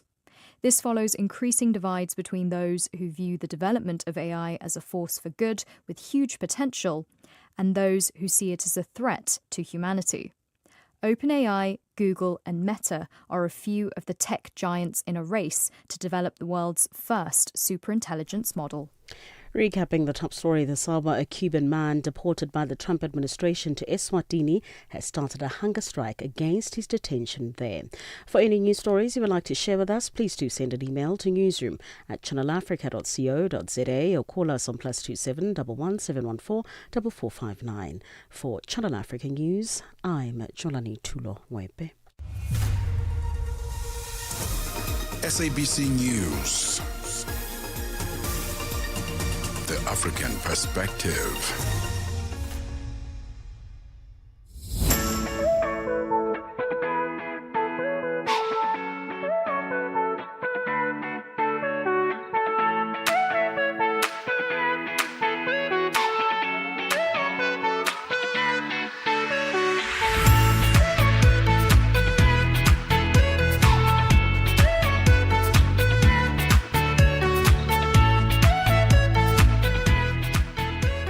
Well, it's gone 6 minutes after 3 p.m. Central African time. This is The Upside, the final hour of The Upside, your gateway to the good life on Channel Africa, The African Perspective with Tebogo Lekhuleni and Mmatsheko Mosito. Quite a few conversations coming up in this hour, but I wanted us to wrap up our What Caught Your Eye properly, because Mmatsheko didn't hear the president of South Africa saying the phrase, eat cake or let them what. So I wanted to play the little snippet of his response on that very evening. Let's listen.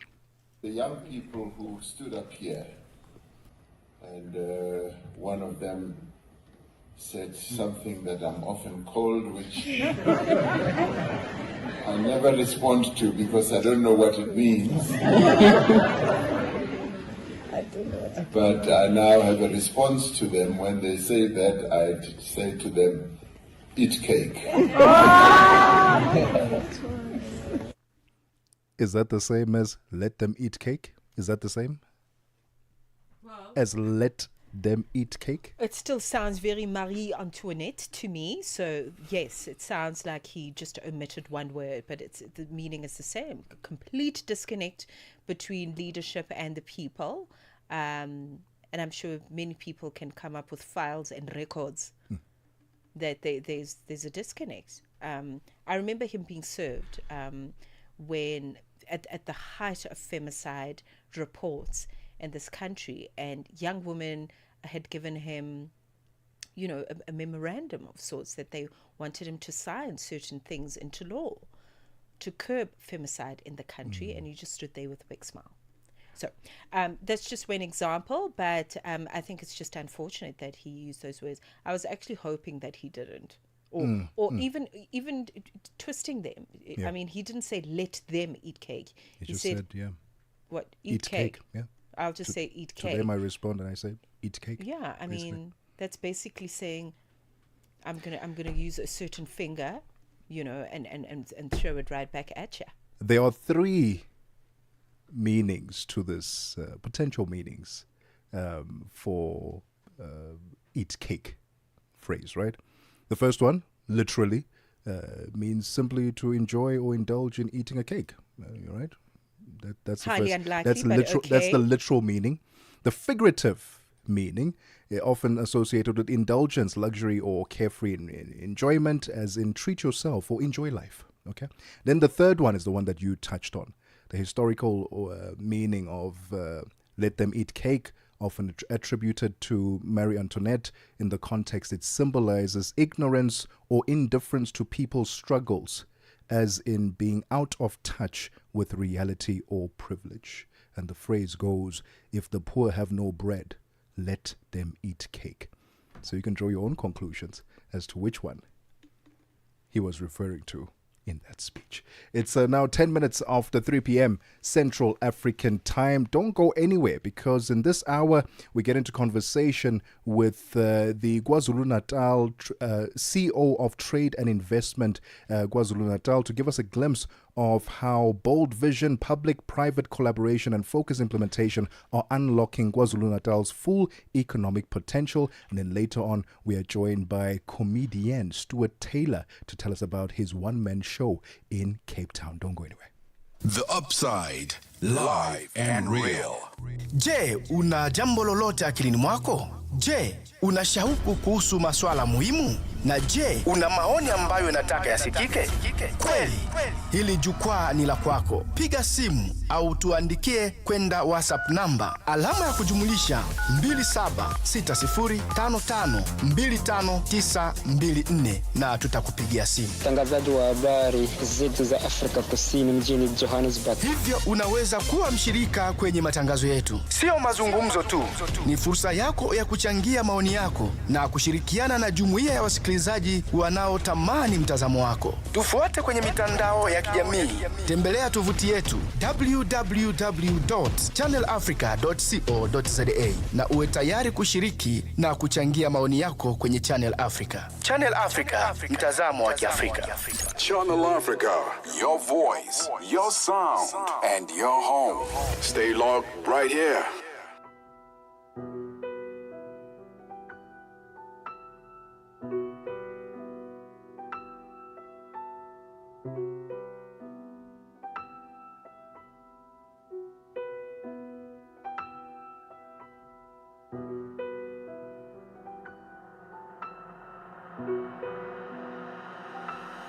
I'm with my dogs, man, din jaga, para in a Porsche, bus up for the hada.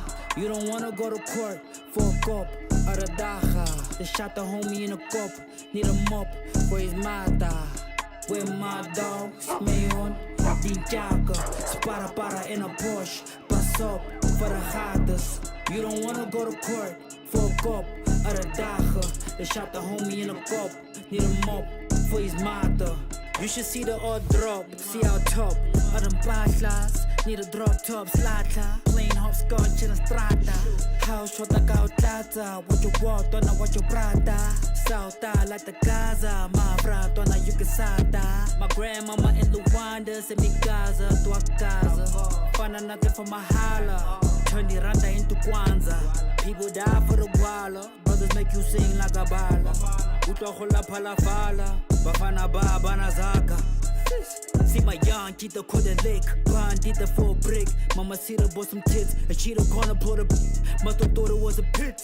Name my dog Nike and it never saw a tick. None like me in whatever sport it is. Tryna sign me, give me effort for a hit. Maverick seizure doing edits on the pig. Going stupid cause they told me dumb it down. Be the hottest when the summer come around. I need commas in my bank account. Counting number numbers in a fat amount. My dog, if you get bitten, it isn't my fault. It's a decision of God. Don't get your feelings involved. With my dogs, man, din jaga, para in a Porsche, bus up for the hada. You don't wanna go to court for a cop or a daga. They shot the homie in a cup, need a mop for his mata. With my dogs, man, din jaga, para in a Porsche, bus up for the hadas. You don't wanna go to court for a cop or a daga. They shot the homie in a cup, need a mop for his mother. Get out to work in a plan. Step 1, can I bata? Hanka tola ya legag. Step 2, get on naja. You don't wanna go to war. Niggas poor here, casata. In Pitori with the pounds, tan si llama cha, sos plata. Niggas hard cause babata, na que morridion pachucata. Gold teeth tontada, might miss the Louis V, Nevada. For the crooks, Alibaba, I do not buy my jewels on Alibaba. Represado shots go, oh hell, Shandan over domain, go me. I be cooking niggas saute, so lost, I want more game. So lost, I don't want pain, I just want change, I just want change. More drip, grew up in the drains, young trap, no guts, no glory, so game. Vet Mars, ball mob, ball mains, with the bulls running all late. Baby cousin got it broad day, nigga this the Coliseum, Yabo Gaba DM, we hot, propane. Want my dog by the domain, want my dog in the buyer, Dalmatian. Mayon, Din Chaka, para in a Porsche, bus up for the hata. You don't wanna go to court for a cop or a dacha. They shot the homie in a cop, need a mop for his mata. With my dogs, Mayon, Din Chaka, para in a Porsche, bus up for the hatas. You don't wanna go to court for a cop or a dacha. They shot the homie in a cop, need a mop for his mata. 15:15 on the digital clock. It's very auspicious. Okay, we're literally still in the energy of the new moon if you're following the cycles. So make a wish quick fast. You've got 10 seconds. Coming through with a song called Njayaka. Pretty Ugly is the name of the artist. Yeah, and here we are on the upside in the final hour. Pretty Ugly. Why did he choose that name? I have absolutely no idea why anybody would do that. No clue. Wrong person, wrong question. You think it sparks a conversation, doesn't it? You're like, pretty ugly, because first thing you're going to do is like, why would you choose that name? Or why are you pretty ugly? It doesn't make sense. Well, I mean, it's a play on words. Isn't that what they do? Rap artists, they're like wordsmiths of sorts. Fair enough.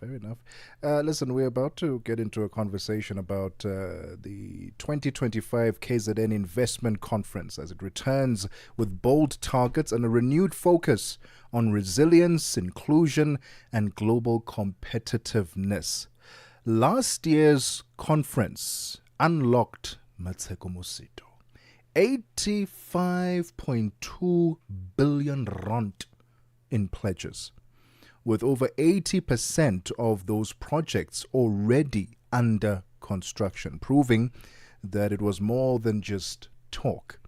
Now, with a 95 billion rand goal or target for this year, and South Africa preparing to host the G20 summit, the province is gearing up to showcase strategic infrastructure, renewable energy, tourism, agriculture, and manufacturing projects that promise to change the game. We will be joined on the line, and we are joined on the line, to unpack what is in store and how KZN is positioning itself as a world-class investment destination. And with Nqamu, CEO of Trade and Investment, KwaZulu-Natal. Sihle, thank you so much for your time. Welcome to the Upside. A massive target this year, 95 billion rand in investments. Without giving away too much before the official pledges, can you tell us about some of the sectors or types of projects that will be prioritized this year? No, thank you so much. And thanks for having us on your studio and on your channel. We are really excited. This morning, we kicked off our 2025 investment conference with great insights in terms of how the province wants to grow itself to become the economic hub really of South Africa. As you know, we are the second largest, biggest economy, and we want to really grow our economy on a number of sectors. The target really for the province of KwaZulu-Natal is to build on the infrastructure to ensure that once we have infrastructure, we're able then to support private sector investments. And the infrastructure development projects will really include the water supply and availability, electricity, and increase our road networks, and ensure also that our airports are properly functioning and attracting even major roads around the world and globe. But also we've got two key major ports in the southern Southern Africa, the port of Richards Bay, which is the deepest port in Southern Africa, and the port of the port of Durban, which is the largest port in Southern Africa. Now, with those two ports and major and vast land that is really underutilized, we think that agriculture also becomes one of the key sectors. So how do you augment infrastructure in terms of electricity? That we are looking at a number of renewable energy projects. Some of them will be really announced even tomorrow as part of our investment target. And we had a great start today wherein the leaders of the government in KZN, including the Premier, Honorable Premier of the province and the MEC for Economic Development, Tourism and Environmental Affairs, outlined key priorities of the province and how the province is geared towards supporting private investments. So we think that we will have projects from manufacturing, we'll have projects from renewable energy, we'll have projects from property development, as well as projects around tourism. So those are major sectors that we are looking to grow in KwaZulu-Natal. Key sectors indeed. And Sihle, thank you so much for your time this afternoon, because again, it's showing that the conference is more than just talk, but there is action behind these investment conversations, and that the projects are already underway from last year's conference, and we can't wait to see them underway for this year's conference. Thank you so much for your time, and we hope that you meet that target of 95 billion rand. Yes, I'm looking forward for tomorrow, and great unveiling, great announcements that we are expecting. And yes, I hope that keep on tuning in.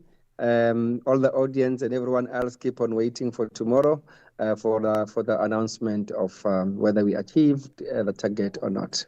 Well, we'll keep an eye on that. The voice of Sihle Ncamo, CEO of Trade and Investment KwaZulu-Natal, here to tell us about the 2025 KZN Investment Conference, which has returned, and their target this year is 95 billion rand. And they've got key sectors that they will be channeling those funds to, and we wish them all the best. It's 21 minutes after 3 p.m. Central African time. Let's take a quick breather. When we get back, we get into conversation with Stuart Taylor because he's got a one-man show coming up at the Baxter Theatre in Cape Town. And I think it's one that you are going to enjoy.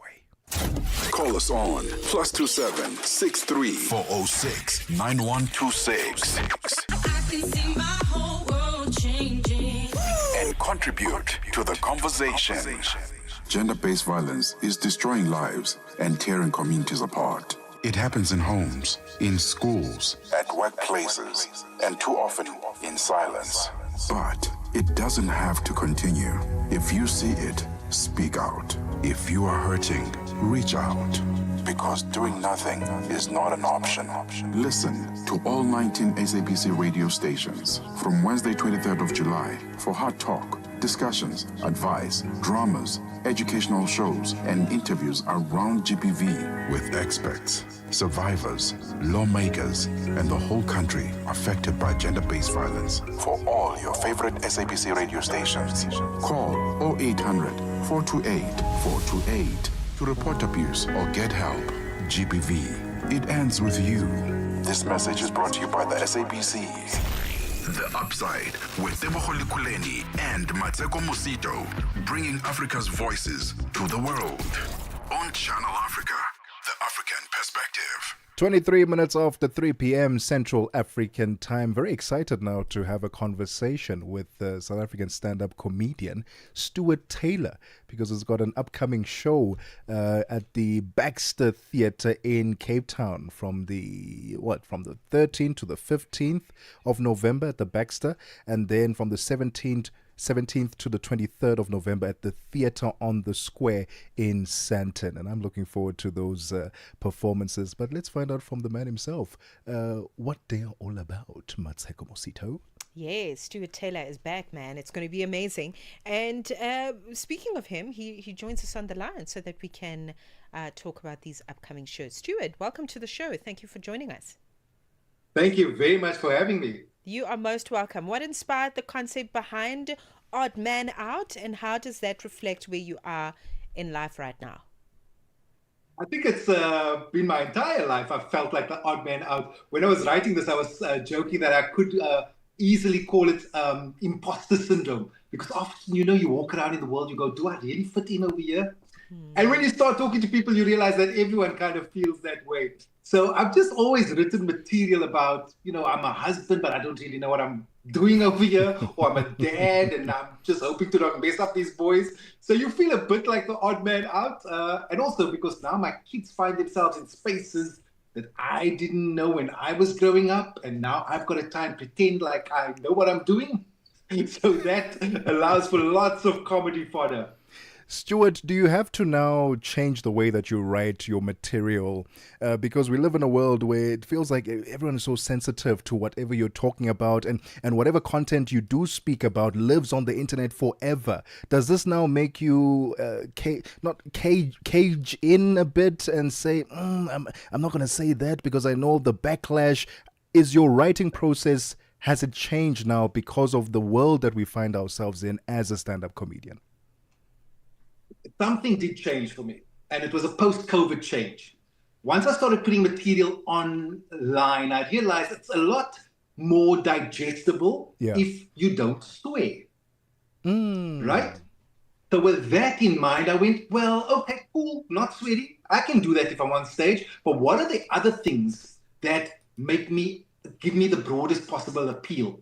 And so I literally just made a conscious decision to go, you know what? I don't need to talk about sex. I don't need to talk about politics. I don't need to talk about religion. There's a million other things in the world that are, my experiences, for example. No one can be upset for my experiences. Yeah. So if I introspect a lot more and get my comedy out of that, then who's going to cancel me? You can't cancel me when I say, yo, I went to Stellenbosch University in the mid-1900s, and there was no one else that looked like me over there. You know what I mean? It's my lived experience. So someone can go, oh, that's not a very PC thing to say. Yeah, well, it wasn't a very PC time in our history. Yeah. So as long as I tell you my truth, and I tell you what my experiences were, obviously I can embellish it, I can have fun with it, but at the end of the day, I focus inward as opposed to what's happening in the world, because as you say, geez, we live in a divisive time. You just say one wrong thing and everyone gets their backs up.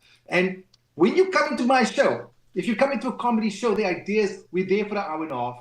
It's about laughter. There is so much seriousness in the world out there. I'd hope that anyone can come to my show and just kind of take a load off and go, actually, we have a lot more in common. And we have a lot more of the same idiosyncrasies. And actually, we have the same issues, regardless of what the politicians might have us believe. So then you kind of walk out there going, nah, man, actually, we're all people. We're all going through the same experiences. And we can all have a laugh together. I love it, man. People who laugh together stay odd together. Thank you, Stuart Taylor. Thank you. We love it. Exactly. No, you clearly are very odd, because that's what everybody does everything. They want to talk about sex. They want to talk about the lives of celebrities. They want to talk about BBLs and all sorts of things that are so popular. And you've taken a road less traveled, so to speak. But I really appreciate how relevant it is, because you are a male, you are colored, I'm a female, I'm black, but the relatability is, I cannot even tell you. I relate so much to what you're saying. And I think that's what's going to make the audience gravitate towards the Odd One Out show that's coming through. So talk to us about how you feel people can use that as their biggest strength as well, Stuart, before we talk about details of the upcoming shows. How can we use being the odd one out to our advantage, regardless of whatever stage we occupy? But that's just the thing. We all know that everyone you speak to, you see someone who feels, wow, they're so confident. They know what they're doing in this world. Yeah. Trust me, we are all winging it. We all deep down feel a little bit like the odd one out. I remember I was doing a show called Learn a Husband, right? And it was one of the most beautiful things to stand on stage and look out at a sea of faces. Young black couple sitting next to an old white Afrikaans couple sitting next to a middle-aged colored couple, and they're all laughing for the same things. All those husbands are messing up in the same way. All those wives are saying, you always do this them. and you never do this. Yeah. And it's just, once I can drill down into the actual thing that is the issues, that's when you realize, actually, no, the power is that we as a collective have a lot more in common. And I think once we break down those walls, it's a lot easier for us to see each other and to connect with each other. And I mean, that's a beautiful thing if people walk out of the show going, yes, like, okay, no, we all kind of just the same. We're all just plodding along over here. And also, who wants to fit in? Go be the odd one out, man. I think the odd man out. I think also the world feel like the odd man out because we're the ones that will, as you say, go on the road less traveled. We will take our pain and turn it into laughter. We'll take our tragedies and turn it into comedy. That's a really amazing thing South Africans have in common. And Stuart, very quickly, where can we find details for the upcoming performances? Yes, the two shows. I've got a Cape Town run, 13 to 15 November. And then I'm 2-3 days later, I'm at Sandton Theatre on the Square. These are very, very limited runs, guys. Like I've got 3 nights and 4 days, 4 shows in Cape Town, and only about 6 shows in Joburg. Get your tickets ASAP. They are available right now at Web Tickets. Any other details, follow me on the socials, and that's where I put out some comedy clips. You can have a daily laugh over there, and hopefully I'll see you guys at the show. Oh, Stuart, thank you so much for your time. And also check out his podcast, Learner Husband Podcast. I love that. Quite an interesting take on him being a husband, and a lot of relatable points that he makes with the guests that he has on the show. The voice of Stuart Taylor there, ladies and gentlemen. Check him out, The Odd Man Out. Happening from the 13th to the 15th of November at the Baxter Theatre in Cape Town, and then 17th to 23rd of November at the Theatre on the Square in Sandton. Web Tickets is where you can get the tickets, or alternatively go to his website, stuarttaylor.co.za. Let's get the latest in sports with Figi Lelingwati. We are on Open Views Audio Bouquet, Channel 628. Sports on Channel Africa. The African Perspective. Let's kick off with football news tonight. UEFA Champions League fixtures promises to be just as explosive as last night's Festival of Goals.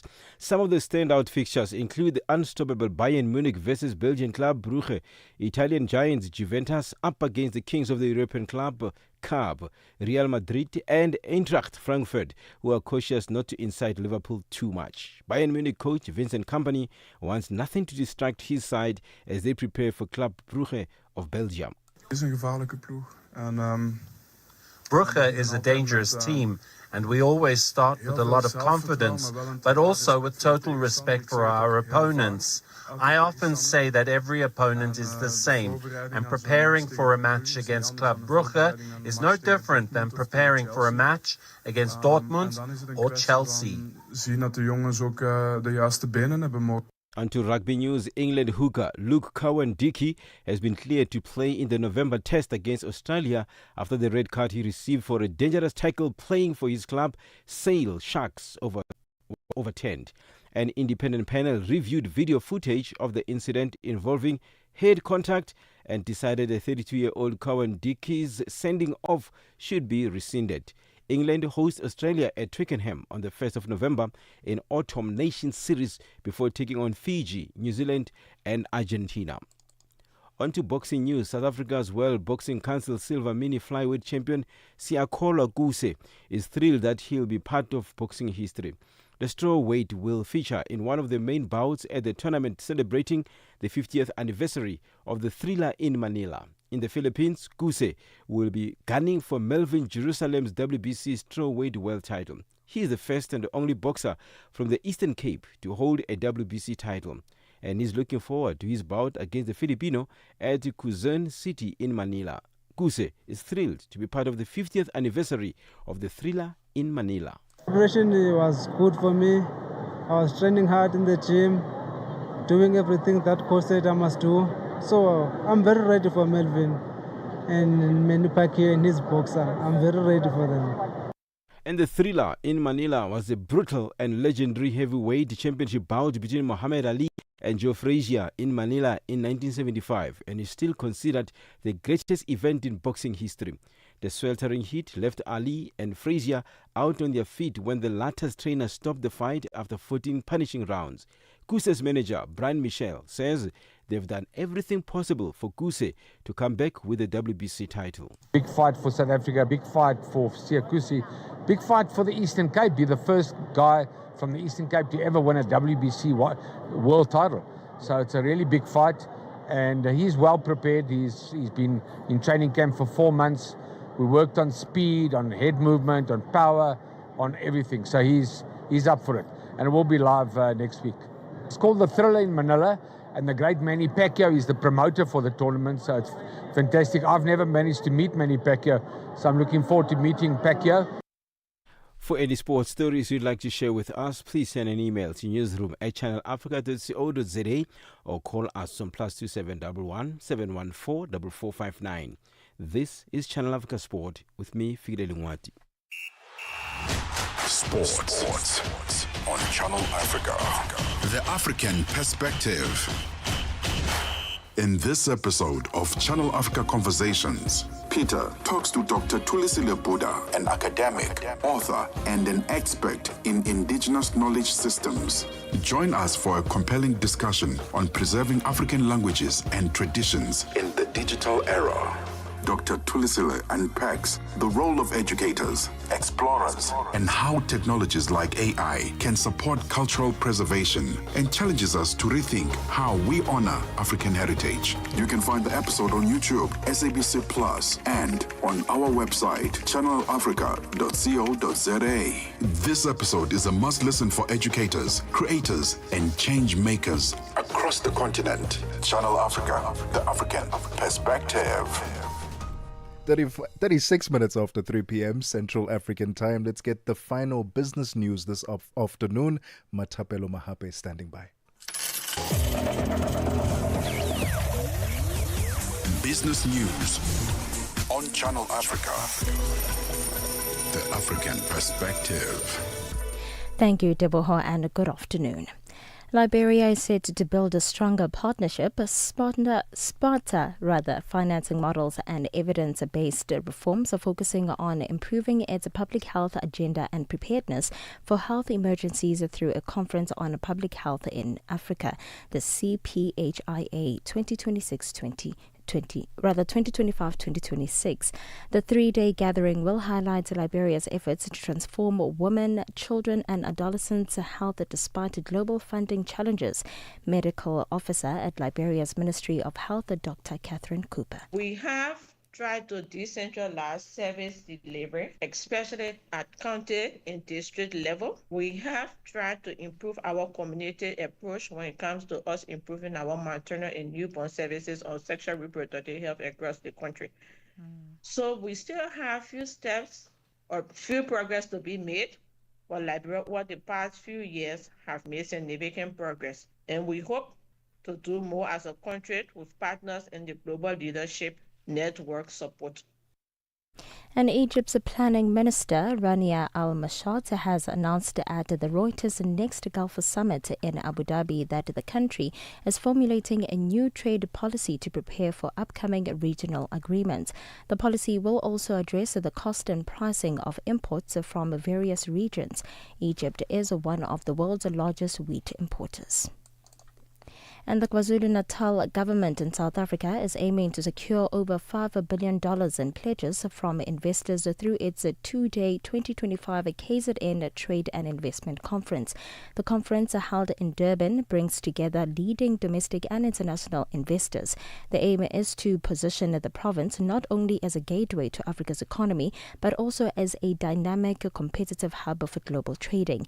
The conference will also give project promoters an opportunity to present their plans to investment, development and funding agencies. Well, I'm quite pleased that the more than 85 billion which was realized as an investment in the previous investment conference last year in November, 82% of it is on construction, though 18% is still slow on a planning stage. And this year our target is 90 billion investment. However, we will be happy if we exceed 100 billion. It means as a minimum we are targeting 90 billion and above. And we are hopeful that it will deliver also job opportunities for the people of the province.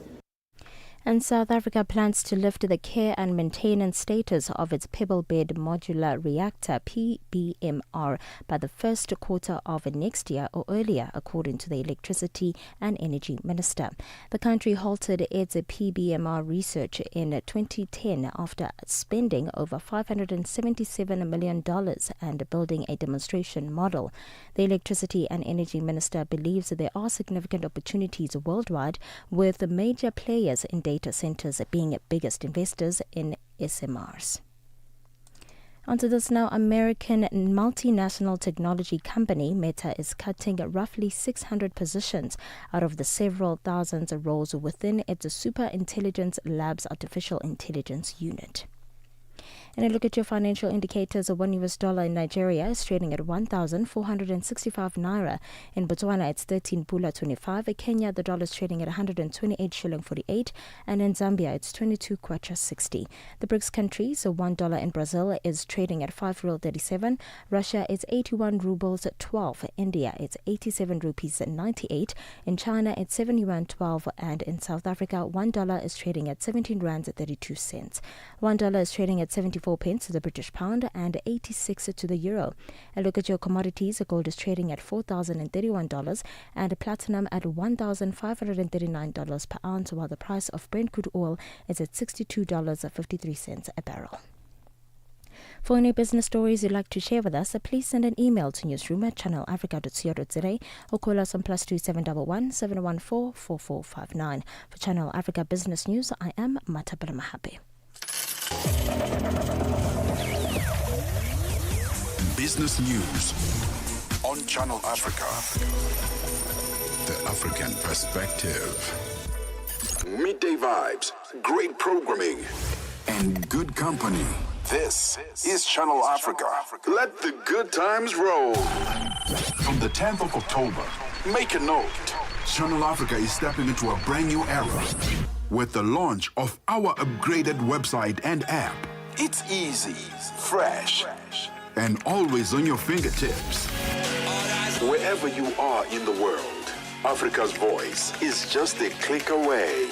The future of Channel Africa goes live from the 10th of October. Don't miss the moments. The music you love. The music you love.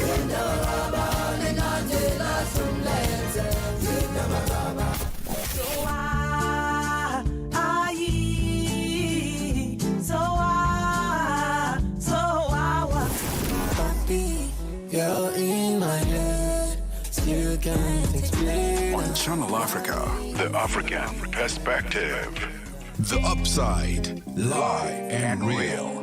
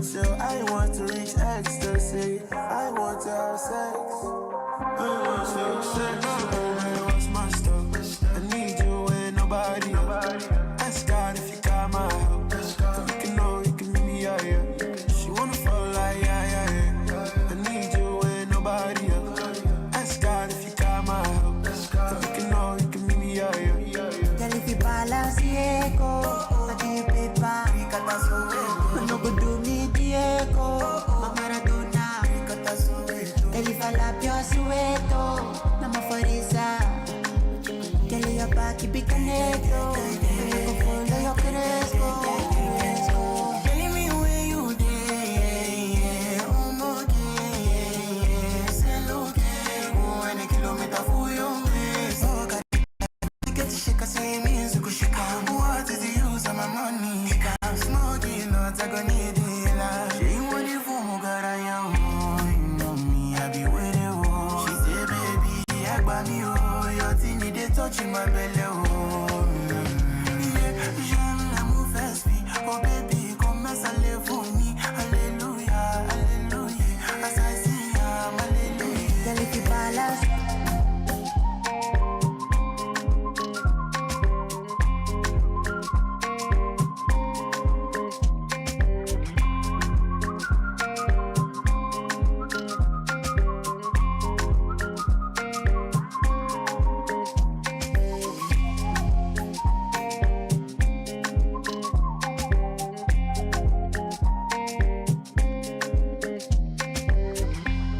No interruptions, just the music you love on Channel Africa.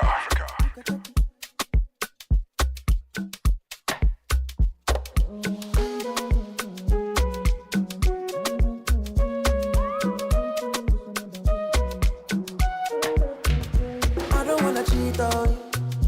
Everyday temptation, baby, yo. I just wanna kiss on you. I just wanna kiss on you. I don't wanna cheat on you. Everyday temptation, baby, yo. I just wanna spend on you. Come here, make I spend on you. Oh, Lord. Don't let me cheat on my woman, no, no. I try. You know, say I try. Don't let me cheat on my woman, no, no. I try, yeah. Look at her face, look at her bum bum, look at her waist. What a bum bum, baby, my taste. What a bum bum, baby, my grace. Look at her face, look at her bum bum, look at her waist. What a bum bum, baby, my taste. What a bum bum, baby, my grace. It's amazing. Telling me what a man go do. Everybody want a piece of me. Telling me what a man go do. It's amazing. Telling me what a man go do. Everybody want a piece of me. Telling me what a man go do. Say they love me scatter. I know you see this back. And I will make you never want another woman. Cause I be crossing the border. Give you my love on the platter. What I'm in chair, mera energy. Now who pese would do me ya in Jammy home. Biana miss your yemedia. Kumadiko. Dabena obeba. Dona dabena obe. Dabena obeba. Dona dabena. Look at that face, look at that bum bum, look at that waist. What a bum bum, baby, my taste. What a bum bum, baby, my grace. Look at that face, look at that bum bum, look at that waist. What a bum bum, baby, my taste. What a bum bum, baby, my grace. I can't no one in Tina, yeah, me shade me, yeah, never got me. Oh, I can't no one in Tina, I'm gonna miss you. I'm gonna miss. Lord, I love my woman. I love my woman. I don't want to look another woman. Oh, I love my baby. Oh, I love my woman. I love my woman. I don't want to look another woman. Oh, I love my baby. Look at that face. Look at that bum bum. Look at that waist. What a bum bum, baby, my taste. What a bum bum, baby, my grace. Look at that face. 48 minutes after 3 p.m. Central African Time. Cheat on You by Kiddy featuring Jackie, or Gaiki rather. And before that we had Victoni, Soweto featuring Don Toliver, Rema and Tempo. What a Wednesday it's been. You know what? We've been traveling. We went to the Boer Cup earlier. for a tea experience that is more for you than it is for me. I shall convert you. I'm very good at converting people. What's your go-to tea? It depends, hey? But I mean, honestly, if there's nothing else, good old rooibos, South African tea with raw honey and real lemon juice. And also, because I make my own ginger juice, a teaspoon of that in there. Listen, hot, cold, room temperature, it doesn't matter. It's just always delicioso. While you're on that topic of raw honey, when do you put the honey in? Because I know there are different ways of, you don't put it immediately after. I do wait. It's too hot or something like that. Because it changes the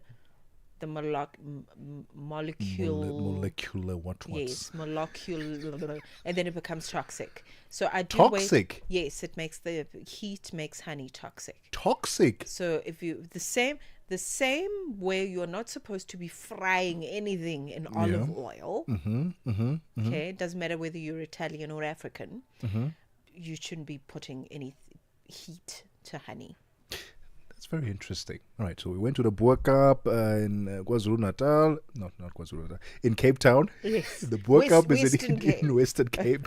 And we went with MSCs. We were like, we're going to cruise with MSC next year from Durban to Cape Town to Walvis Bay to Pomen to Mozambique. Come on now. Come on with it. Anyway, it's 9 minutes before 4 p.m. Central African time. Let's take a quick breather. When we get back, we hand over to the Queen of Africa in business. That's Tami Ngubeni. Get Channel Africa on DSTV Audio Bouquet. Channel 802. Annika Londi sur Channel Africa. Comment est-ce que les militants et sympathisants du parti Les Transformateurs ont-ils réagi face à la condamnation de Succès Masra? La condamnation de Succès Masra ne nous a pas surpris et les militants transformateurs ont été bouleversés et indignés étant donné que le verdict est un verdict lourd, illégal, injuste et donc face à la répression dans laquelle le peuple tchadien est confronté, les militants transformateurs se sont résignés de ne pouvoir pas sortir manifester. Et donc, c'est une situation totalement absurde pour un pays. Et aujourd'hui, nous célébrons le 11 août, fête de l'indépendance. On pensait que le verdict allait être plus ou moins clément, mais le verdict est sévère. Annika Londi, tous les dimanches sur Mix Vibration. Whatever you want to hear about today's talk, you can get it on the upside.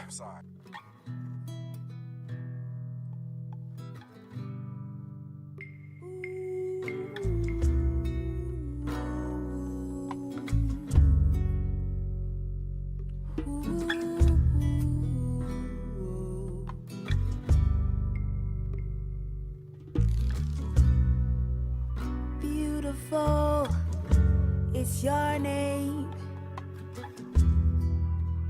Wonderful is what you are to me. It's you I see in my dreams every day, and I pray for you, Queen of my life. You are so beautiful, Mama. You're beautiful. Emi wa mama kan. Talore yeah.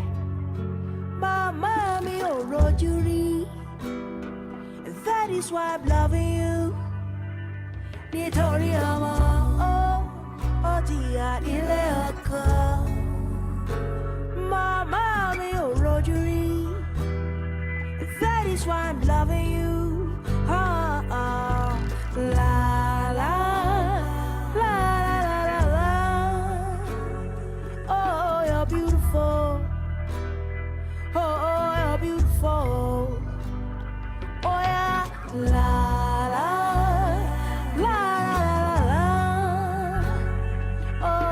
Beautiful. Oh, you're beautiful. Eba mi kira fún mama mi. Orisha bi kya o. Kò sí láé. Eba mi kira fún mama mi. Orisha bi kya o.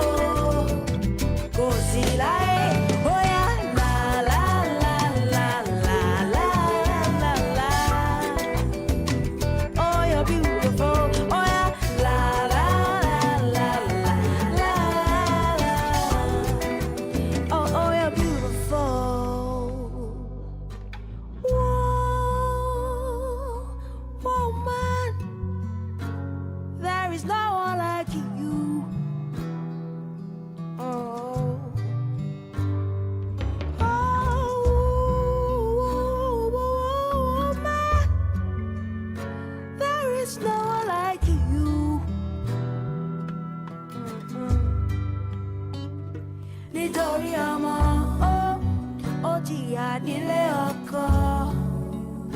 Màmá mi ò rojú rí, and that is why I'm loving you.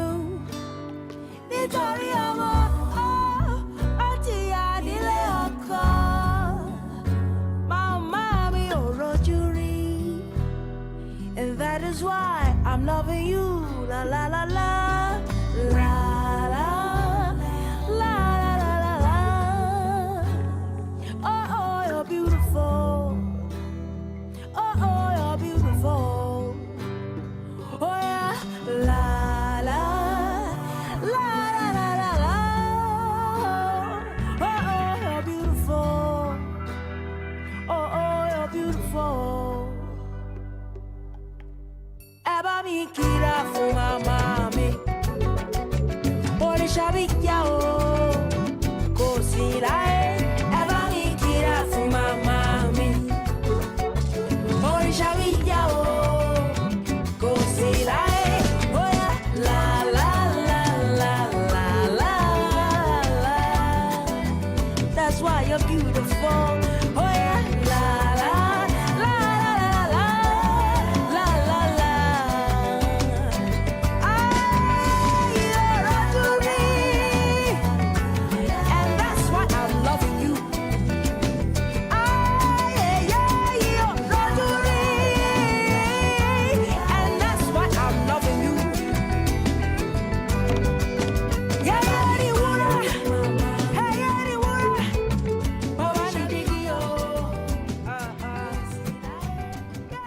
It's gone 3 minutes before 4 p.m. Central African Time. Asha. Beautiful song.